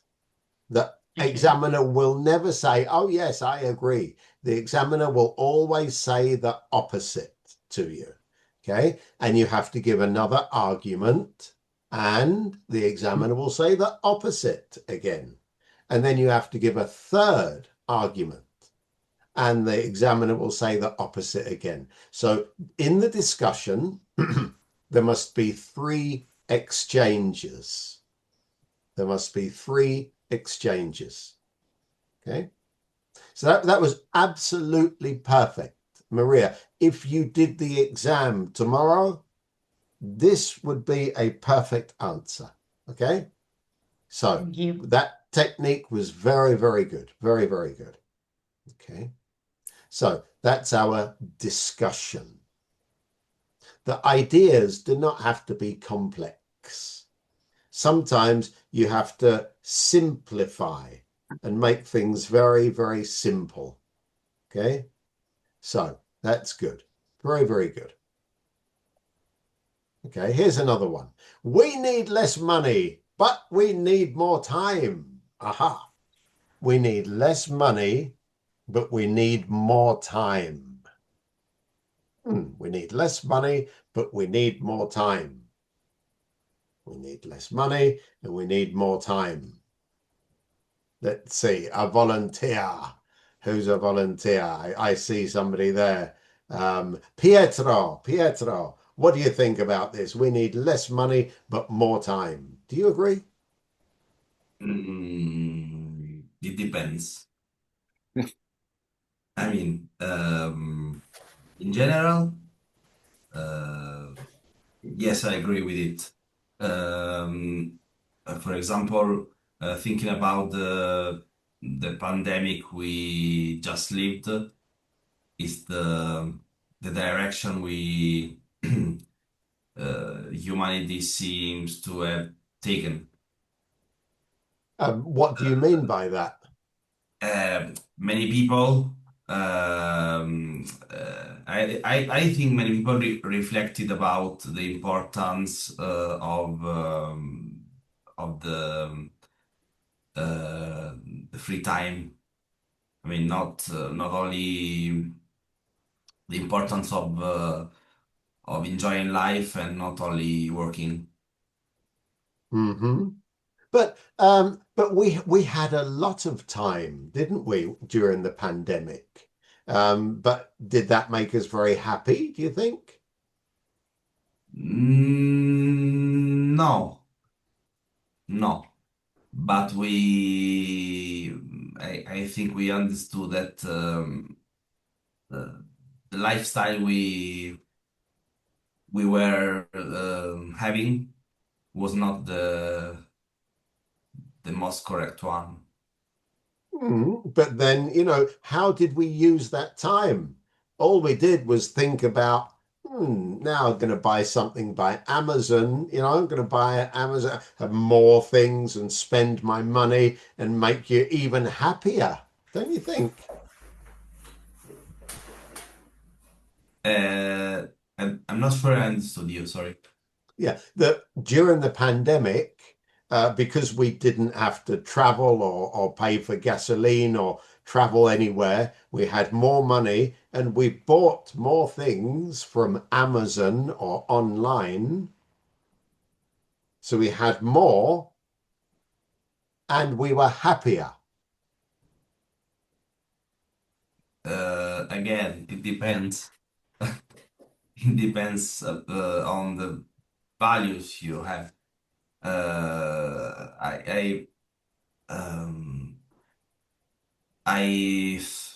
can I say that?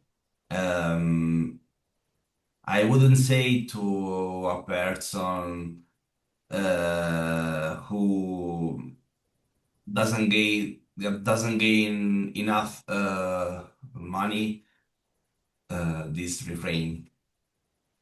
Ah, okay, I understand. All right, thank you. Thank you. Now, with Pietro, okay, Pietro made a very, very big mistake. All right. And he said the only thing you must never say, all right, in the discussion. He said, it depends. All right, it depends. Because if it depends, we can't have a discussion. All right? So it's really important that when we have in the discussion, you must always have one very clear opinion. And you cannot give the other side of the opinion. All right? So you must always say one thing and the examiner will say the opposite thing. So that's excellent. Thank you very much, Pietro. You've given that word. It depends. All right? Never say this in the speaking exam, please. Okay?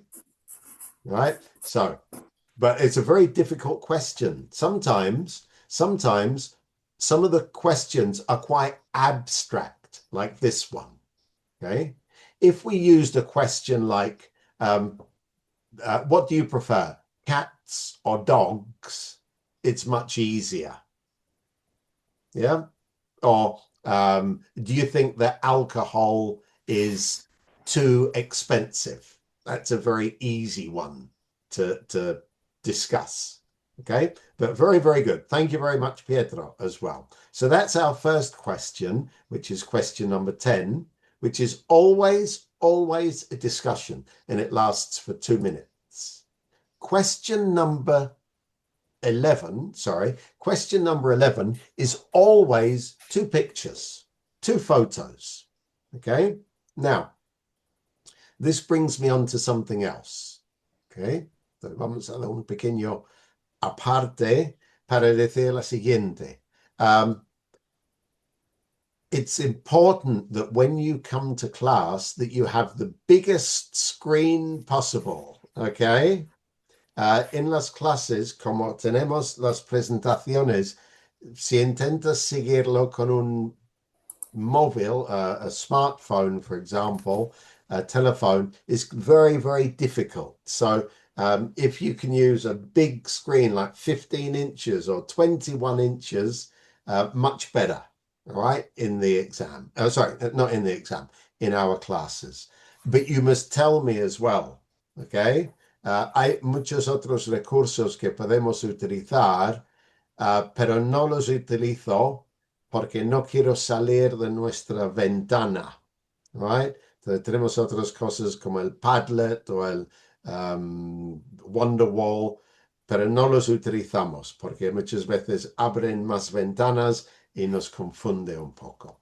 So, cuando estamos con fotos y cosas así, avísame. Si no la ves y lo necesitáis un poco más grande, yo intentaré hacerlo en la pantalla. Okay, so question number 11. Always 2 pictures, 2 minutes. First minute is always, can you describe the 2 pictures? You got 1 minute, 60 seconds, which means you've got 30 seconds to describe each picture. And I'm going to give you some advice. Listen, when we're going to describe the picture, we've got 2 ways of doing it. We can do it from the top down. You understand that expression, top down? Or we can do it from the bottom up. The bottom up. The bottom up means that first we describe the elements of the photographs, and finally we give a description or an analysis of what the photograph is. If we do top down, first we say what the whole picture is, and then we describe the elements. That's more difficult. So when you have the photographs, the first thing you do is to describe the individual things you see, and second, what it represents. So let's try this with Eduardo. Are you there? Yes, I can see you. Eduardo. Eduardo, please, could you describe both photographs, please? When I do this, you have to change and talk about the second photograph, okay? So, Eduardo, please describe the two photographs to me. First, the left photo. I see a teacher Mm-hmm.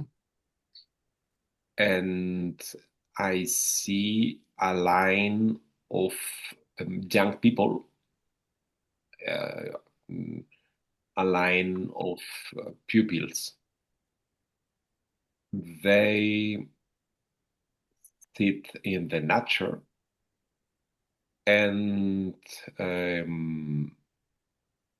are a lot of trees. Okay. And now I try to describe. I think it's a practical class in the nature. Okay. And the second picture.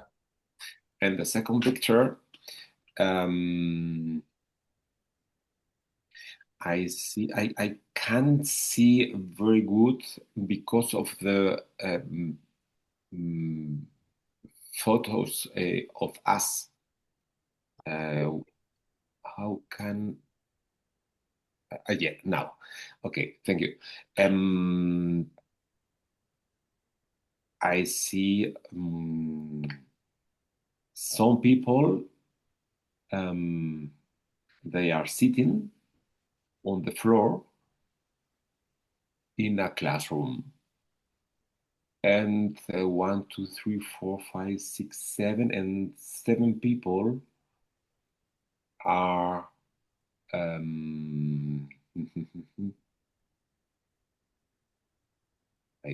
can't describe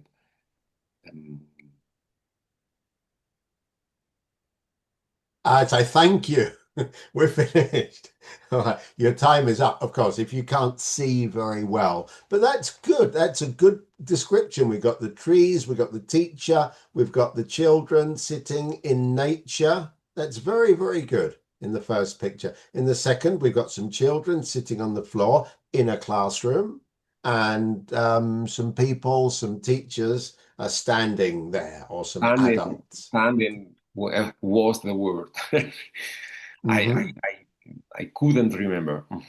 That happens. Don't worry. So that's good. So we've described what they are. One's a class a class in nature in the forest, and the second one's a class in the classroom. Yeah, absolutely. However, second part of the question, which is 1 minute, the second part of the question is, which do you think is the best place or the best setting to learn? Which is the best setting for children to learn? In the first picture or the second picture? And now you're going to tell me, not Eduardo, I'll go to somebody else, thank you, will be to tell me why the first picture or the second picture is good and why the first picture or second picture is bad. Okay, so which do you think is the best picture to learn? Angelica, are you there? Hello. Hello there. Yeah. So which one? I think maybe if you're learning about nature, is better the first one. But if you're learning something more serious, like if they are in a, I don't know, maybe it's a informative talk, it's better to be in a classroom because there is less things to choose. I don't know. Maybe if it is they in the first picture they are talking about nature, so if they can see what are they are learning about is better. If they are learning nature in the second one, is worst because they are not watching nature. They are not like experimenting. Thank you. It's okay. Thank you. Okay. Thank you. Okay. You've given it's a very good answer. Very good answer. Okay. Thank you. Okay. So there we're just saying this is better because you're giving a reason, one reason, two reasons, and that's perfect. Okay. So that's very good. Thank you. Try another one. Remember, 1 minute to describe and 1 minute to choose which is the best. Okay. Right. Here's another one. Hope. Hope. Can you see this? Hope. All right then. Marina, are you there? Marina's not there. What about Alba? Are you there? Hello. Hello. So first of all, in 1 minute, can you describe the two photos, please? Yes. On the left photo, I can see the sea, and on the sea there is a hand. And on the other photo, I can see a chair, and in the chair is a balloon and a pink balloon, and that's it. You've still got 30 seconds to talk about it now. Okay. Okay. That's fine. Hold on. Alejandro, are you there?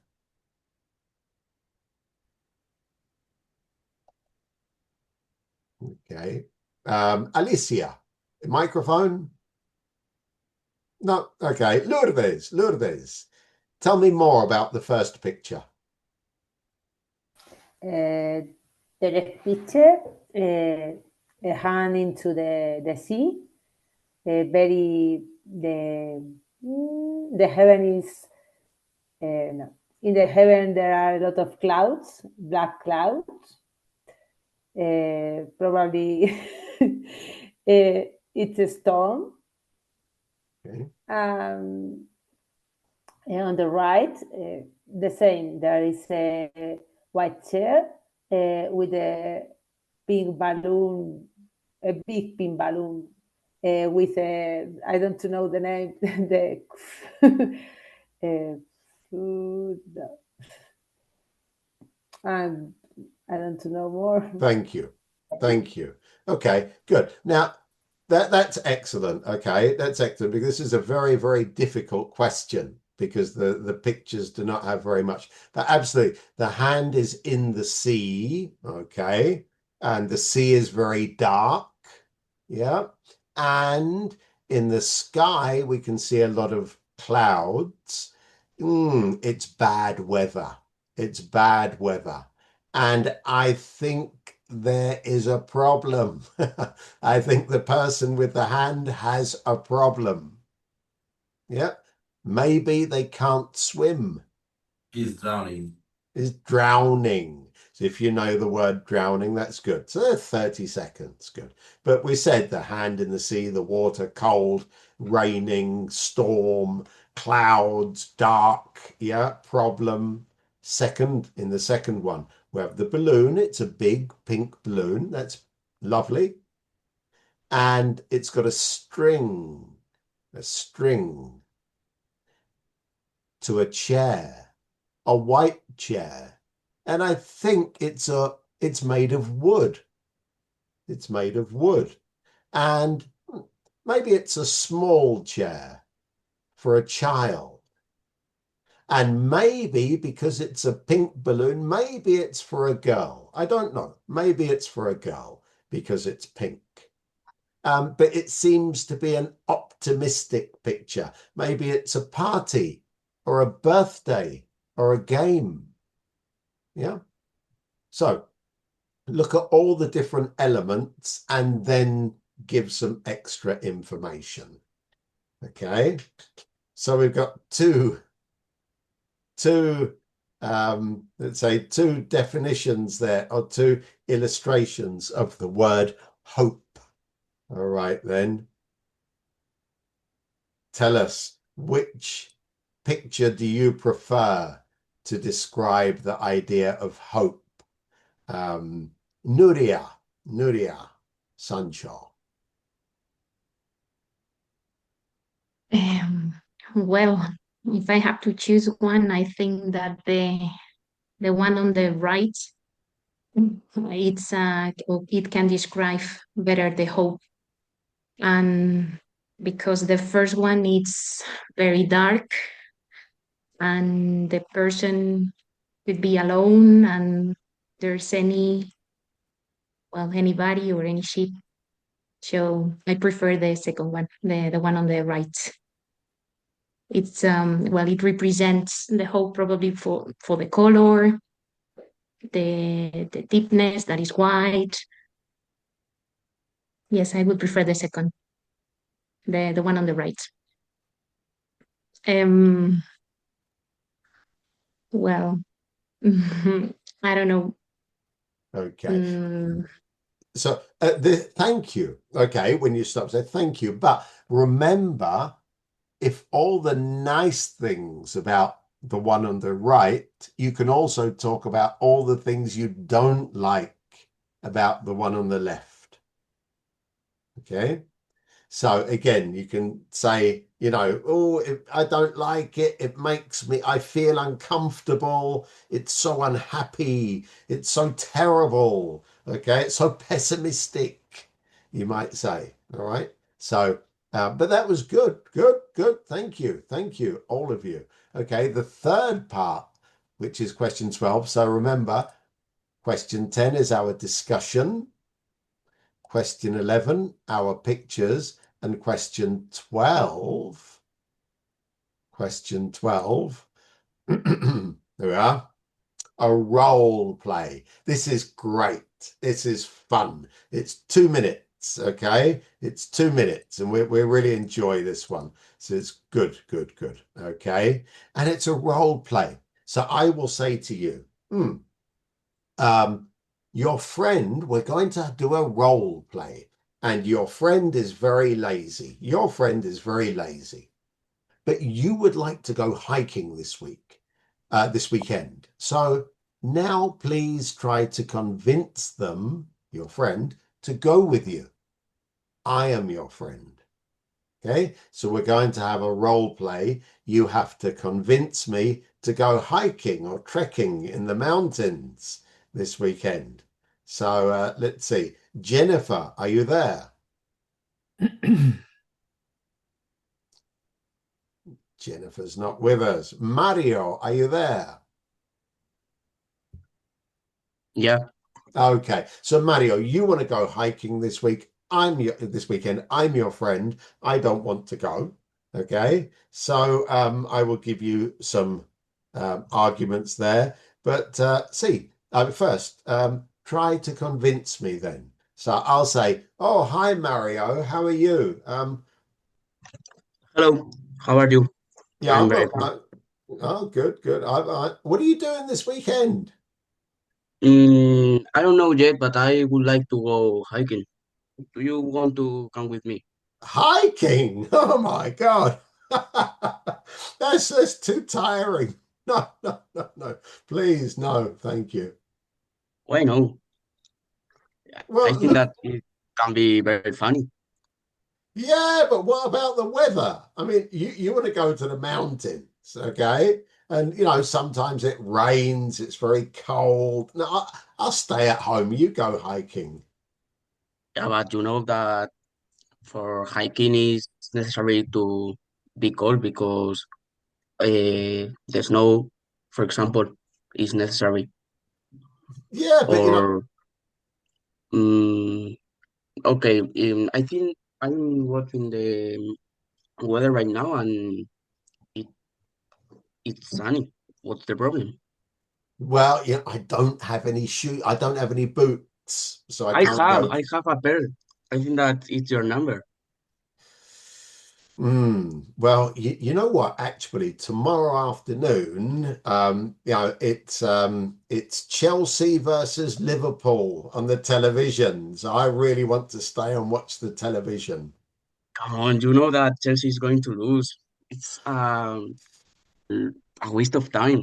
Come on, come with me, please. I don't have anyone to go. You know what? I heard that up in the mountains, there's a lot of dangerous animals. There's bears and wolves and bees and stuff like that. What animals that?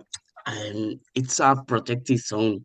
Please, it's going to be fine and secure.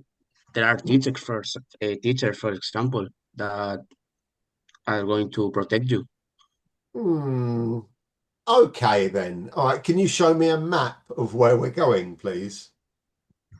Yes, we are going to the mountain that I went with your brother 2 years ago. It's near here, like Okay. 1 hour. But that's the place that my brother had that terrible accident. Stop. Enough. Good. That was excellent. That was fantastic. Okay. Fantastic. A role play. Okay. A role play. So you have to give, it's very similar to discussion. You have to give 3 arguments or 3 reasons, and I will say no, no, no. So you have to think of different reasons. Very good. Thank you. Okay. At the end of speaking, question 12, the examiner will say, thank you. That's the end of the test. That's finished, which means you can get up and you've gone. Okay, so it's 6 minutes speaking. All right, so good. Well done. All right, and there's another typical one. We won't do another one. We won't continue with the speaking now, but that's the example for you. And next week, we're going to do a lot of speaking, actually. We're going to do a lot of speaking. So now, after the speaking, remember, el speaking será el viernes, día 12, y como vais a ser muchos, lo haremos durante todo el día, el speaking. Eso quiere decir, si vives en Salamanca y puedes venir por la mañana para hacer el speaking, será en Anpe. Ya la semana antes haremos el timetable, ¿ok? Y luego si vives fuera y tienes que venir, lo puedes hacer por la tarde. Okay, that's the speaking. Esto es una parte del examen. El día siguiente, el sábado, Saturday morning, is going to be cold. Okay, it's going to be cold in Salamanca. Then we will start with our listening, reading, and writing. So very quickly, we're going to see examples of the listening, reading, and writing. Okay, so just to make sure you're still there, let's go back. Okay. And this is very, very typical listening. Okay, a very, very typical listening. Now look, listening part one, you've got short conversations where you must answer A, B, or C. Okay, A, B, or C. And you actually have 8 questions. Now we'll just do 6 questions. Okay, so are you ready? You probably need a piece of paper and a pencil, okay, to do this. So you just want to use 8, B, or C, A, B, or C for each one. Now, it's very important when you do the listening and reading and writing that you read the instructions. Read the instructions. Okay? So, let's listen. Language Cert International English for speakers of other languages, expert level C1. Can you hear? Yes. Yes. Yes. Okay. Yes, yes. Yes. Excellent. Right then. Practice Paper 2. Listening Part 1. You will hear some short conversations. You will hear each conversation twice. Choose the correct answer to complete each conversation. So listen, this is a different kind of question. So you have to choose the answer to finish the conversation, okay? You have to choose the answer to finish the conversation. This is C1.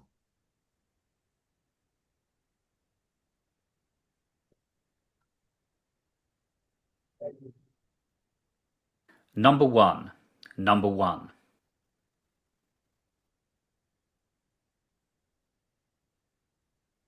I've been waiting for over half an hour. I'll just be a few more minutes. You could have called to tell me you'd be late.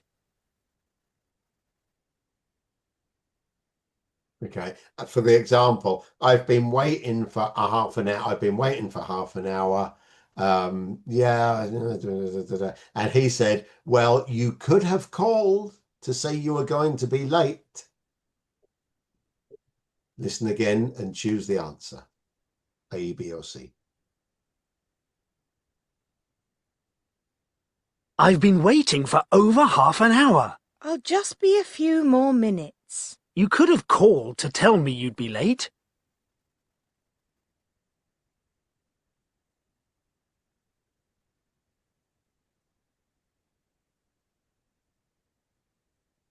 Number two. Number two.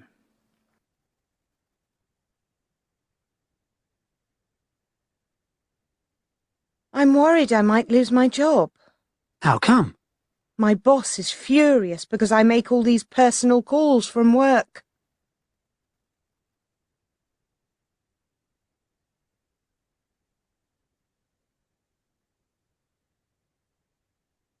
I'm worried I might lose my job. How come? My boss is furious because I make all these personal calls from work.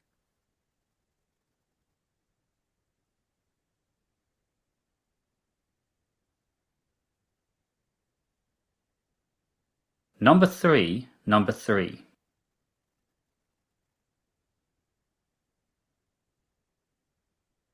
You're not just going to give up, are you?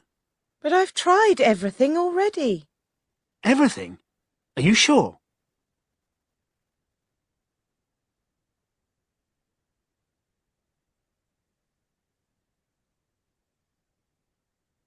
You're not just going to give up, are you? But I've tried everything already. Everything? Are you sure?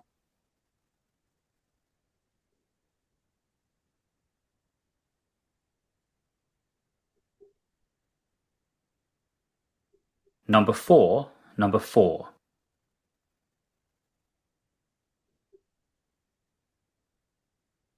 What a beautiful necklace. It's a gift for my wife's birthday. Wow! How much did it cost?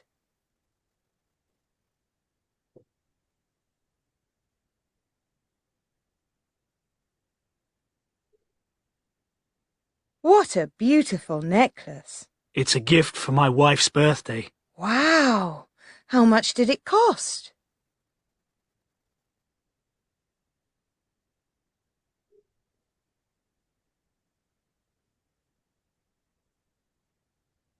Number five. Number five.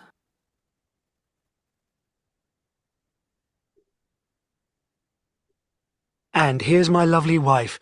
You two haven't met before, have you? No, I'm afraid we haven't. Well, this is my boss, Tom Bailey.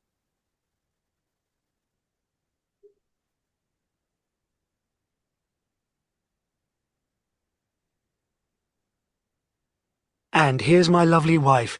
You two haven't met before, have you? No, I'm afraid we haven't. Well, this is my boss, Tom Bailey.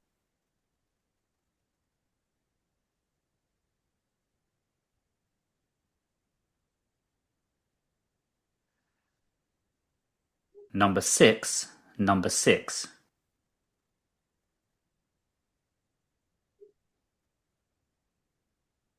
So, what do you want to do tonight? Can't we just stay home? I'm really tired. Again? Let's do something fun for a change.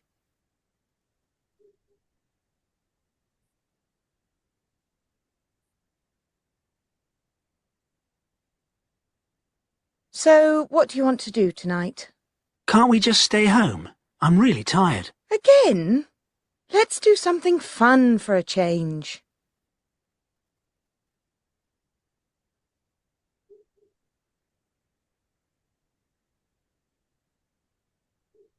That is the end of part 1. That's the end of part 1. Okay, let's have your answers then. Let's have your answers. Okay.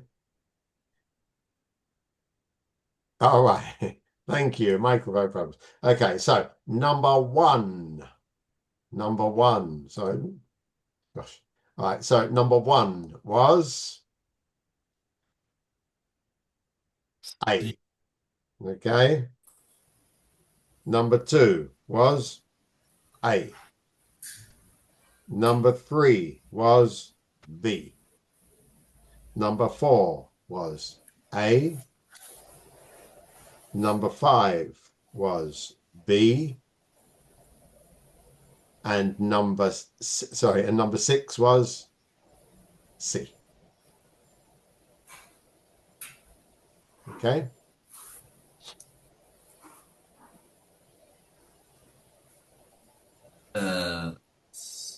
Excuse me, Joshua. Yes. There's no possibility to have the double choice. Sorry? It's there's no possibility to have a double choice. I mean, a double possibility. For example, in which question? For example, in the first, I choose C. Yeah, possibly. Yeah. They're all quite ambiguous, but yeah, number 1 could be A or it could be C. Okay. Possibly. And also 4. I would answer I wouldn't know. No, number 4 is A, definitely. Pero I wouldn't know no sabría. Yes, but they said, look at this. He said, look at this beautiful necklace I've bought for my wife. And the second person said, how much did it cost? And he said, oh, don't ask, please, don't ask. Okay, like I bought it and it was very expensive, so don't ask. I don't want to tell you. Okay. So don't worry. The important thing here was to know the format. Okay, we want to know the format of the questions. This was definitely C1. So if you want to do the B2 and you think this was quite difficult, I agree with you. It was quite difficult. Okay, it was definitely quite difficult. Okay, let's go on. Okay, and we're going to do a little bit of reading. Now look, I'm going to show you something. Can you see this on the left of your screen? Yes. And you can see here that we have, let me make it a little bit smaller. Okay. We have a reading text, which you're looking at there. We have a word cloud. And we have the questions. Right? So my question for you, when you're doing reading, when you're doing a reading exercise, what's the first thing to do? What's the first thing to do when you have a reading exercise?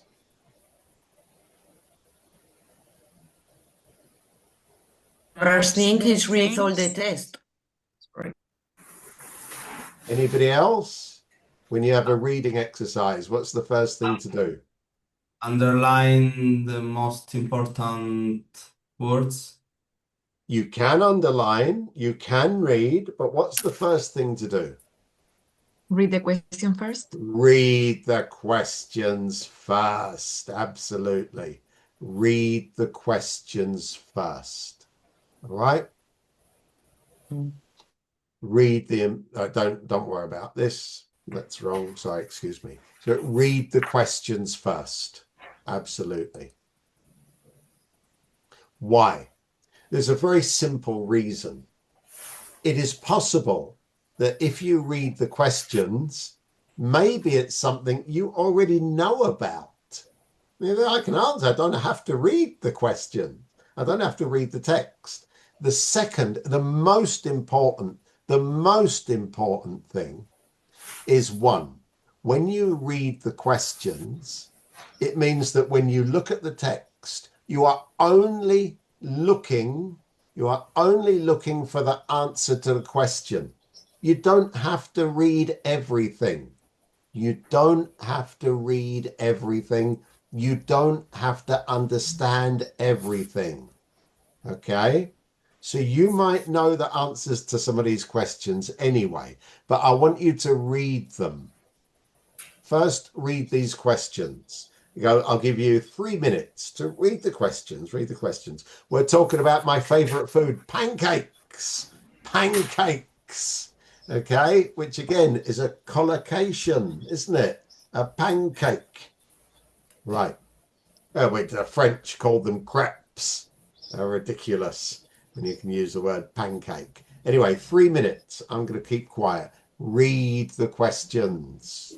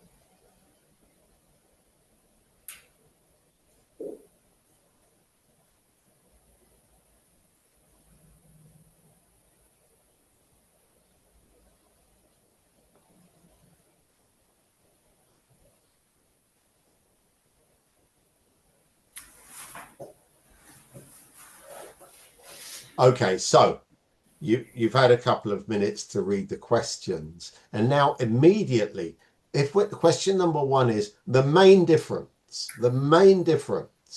Okay, we look at the text.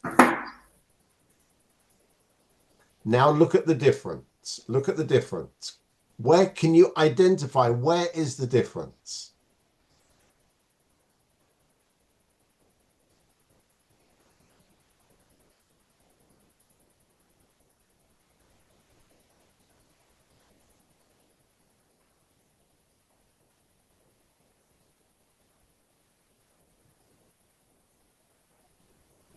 Now look at the questions again.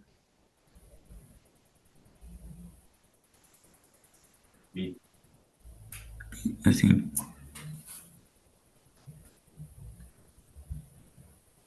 Okay. Maybe. Could be. Let's look though. The important thing is when we're reading the text, okay? Make it a bit bigger. Okay. Now we can see, okay, American are thick and fluffy. English are thin and wide. Yeah. Yeah. So? Yes, I think it's B. Oh, yeah. Okay. Whatever. Okay. So, messing around. Now I've stopped highlighting, please. No highlighting, please. No color. Good. So, yeah, absolutely. English pancakes are thinner and wider. Okay, but immediately we've read the question Look, and we look, and we see there's the difference in the second line. Okay? Right. Look at the second question then.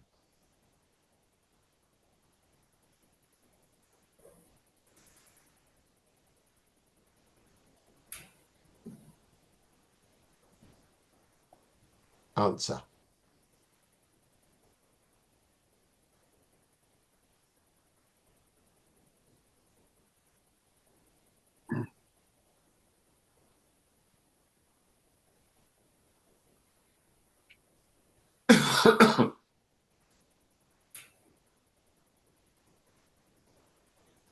Okay. What's the answer then? Number 2. B. Again. B. B. I think it's B. Okay, good. Because immediately we have identified Shrove Tuesday, okay, before the start of Lent. Good, whatever Lent is, but it's before the start of Lent. And as said, historically, people use rich foods before the period of Lent. Now, there's a word here which we might understand or we might not understand. It doesn't matter if we understand it or not. ¿Ok? No es importante en este caso las palabras que no entendemos, solo que es before Lent. It's talking about rich foods. Therefore, it must be B because it says before Lent. Okay. Mm-hmm. Let's look again then. Question number 3. The most classic topping for an English pancake. Chocolate spread. I like golden syrup. Ugh. Whipped cream and jam. No. Let's look.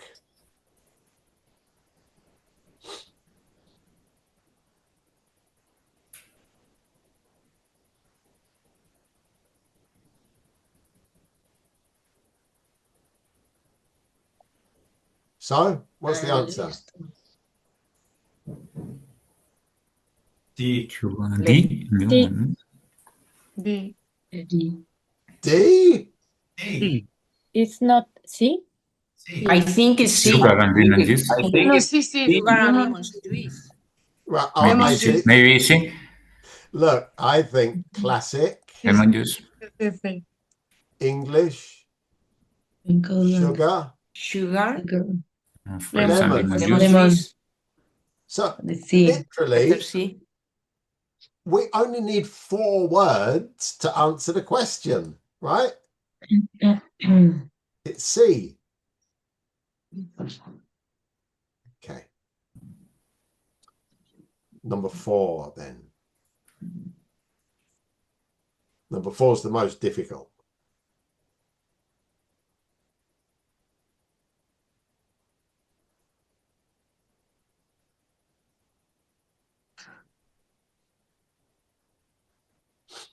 In restaurants, breakfast, Christmas, or with vegetables?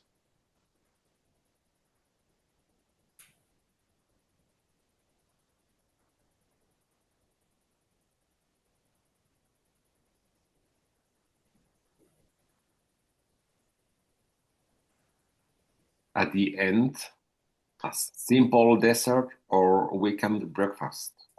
So, what's the possibility here? Letter B. Ah, bravo, bravo. Well done, everybody. Okay. Dessert or weekend breakfast. It is not necessary to read everything, but it actually says dessert or breakfast weekend. That's enough. Okay. And finally, what's the texture of the pancake batter of the pancake? Is it thick? Is it smooth? Is it fluffy? Or is it sticky?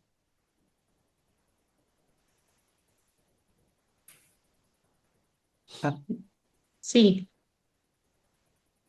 You have to look for it now because Smooth and runny. Yeah.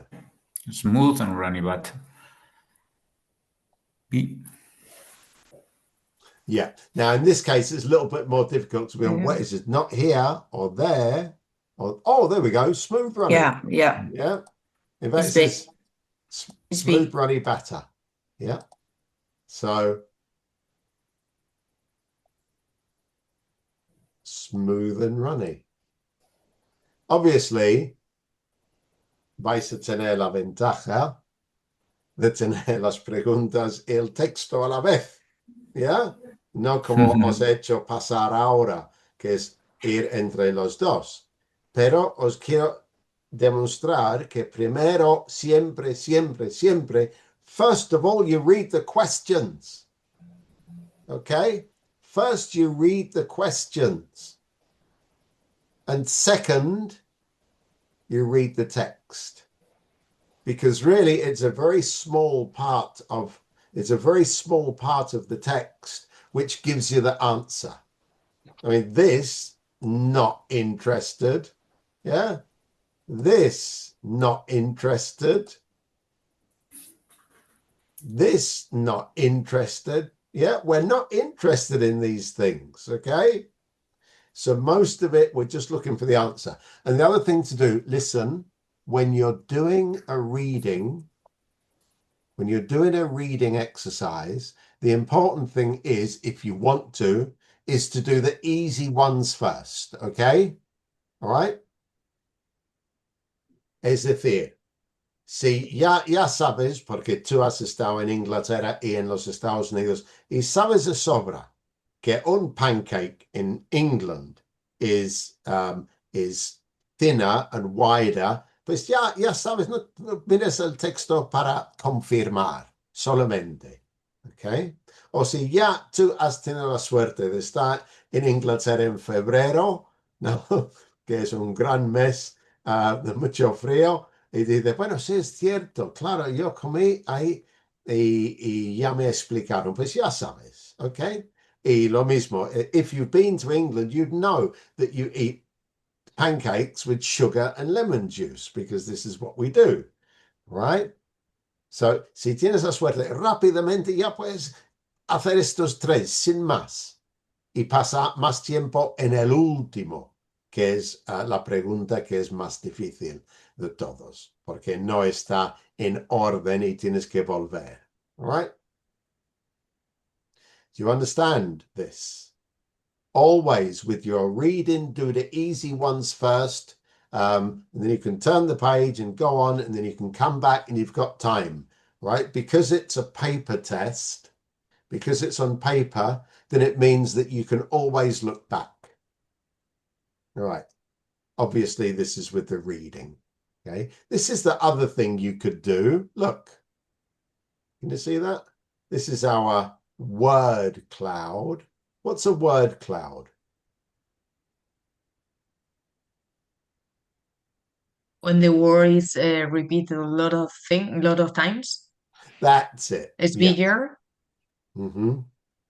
And if it's only one time or is small. Absolutely. So in your mind, what you can do, if you want to, you can look very, very quickly, which is what we call the skimming and scanning. You're looking for words, getting an idea. Okay, in like 30 seconds, 1 minute, you get an idea. Okay, and in your mind, it will look like this, because in your mind you saw pancake. Oh, it's a very common word. Okay, so yep, I know it's about pancakes. English, eggs and milk. Lent, I wonder what Lent is. What's Lent? Okay, but you look in there, sugar, people, way, and then other things. It's thin. Okay, it's thin, so we know that. And then the other words there, which will go in your mind. But you don't need verbs, and you don't need articles, and you don't need connectors to understand the text. Okay. So that's how we do a reading exercise. Okay. We've still got a few more things to do. Our writing, for example, but wait, we're not going to do writing today. Okay. We're not going to do our writing today. You can do that at home. Okay. The only thing I'm going to tell you, though, is on the platform, this week you can do 2 writing exercises before next Friday. Don't all do them on the Thursday, please. Okay, try to do them before Thursday. You don't have to do them together, although it's a good idea because in the exam you'll have to do the 2 together. So this is our writing exercise. They are on the platform and then you can do them. Okay. And very quickly, we also had like a fun exercise, but we'll do that later on if you want next time. Just so you know, these are our resources. These are the things which you must do. So remember, number 1, we have the weekly Zoom class. Number 2, you must do your writing every week. 3, you must use your Skills Booster book and audios. And 4, you can use podcasts, you can use videos, you can use apps to help you, but that's when you're alone. Okay, so you can use things like SpeakPal and other things, and you can use artificial intelligence, but that's normally to correct your own writing. Okay, and this thing down here, which is the British Council English score, which I think I'll put in the chat as well, if it allows me. Okay, this is an app. This is an app which will allow you to see your level. Okay, so I don't have the link, so just make a note: British Council English score, and this will tell you your level. Try to do it this weekend, please. Okay. So there we go. Nothing else to share. Can you imagine we've been sitting here together for 3 hours? Gosh, it's gone very quickly. You must be good company. So I don't mind meeting you again next week. It'd be nice to see you. All right then. So excellent. Thank you very much for coming. Any questions before we go on? Any questions? Remember, if you don't have access to the platform, send me a message, please, with name, surname, email address. Okay? Name, surname, email address. Okay? And I will add you to the platform. I have a question. Yes. What happens if we can not go the next Friday? Then I will convert this to a video. I will post it on YouTube and I will send you all the link. Okay. It's only next Friday, but okay, thank you. Okay, no problem. Anything else? And sorry, all the days are 5 to 8 for everybody? At 5 to 8:30. If you're only going to do B2, you come 5 o'clock until 7 o'clock. Okay. If you're only going to do C1, you can do 6:30 until 8:30. Okay.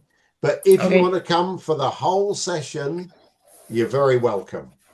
Okay? Okay. If you want to come for all 3 hours, you're very welcome. And you have more practice. Okay. Great. Thank you. Thank you.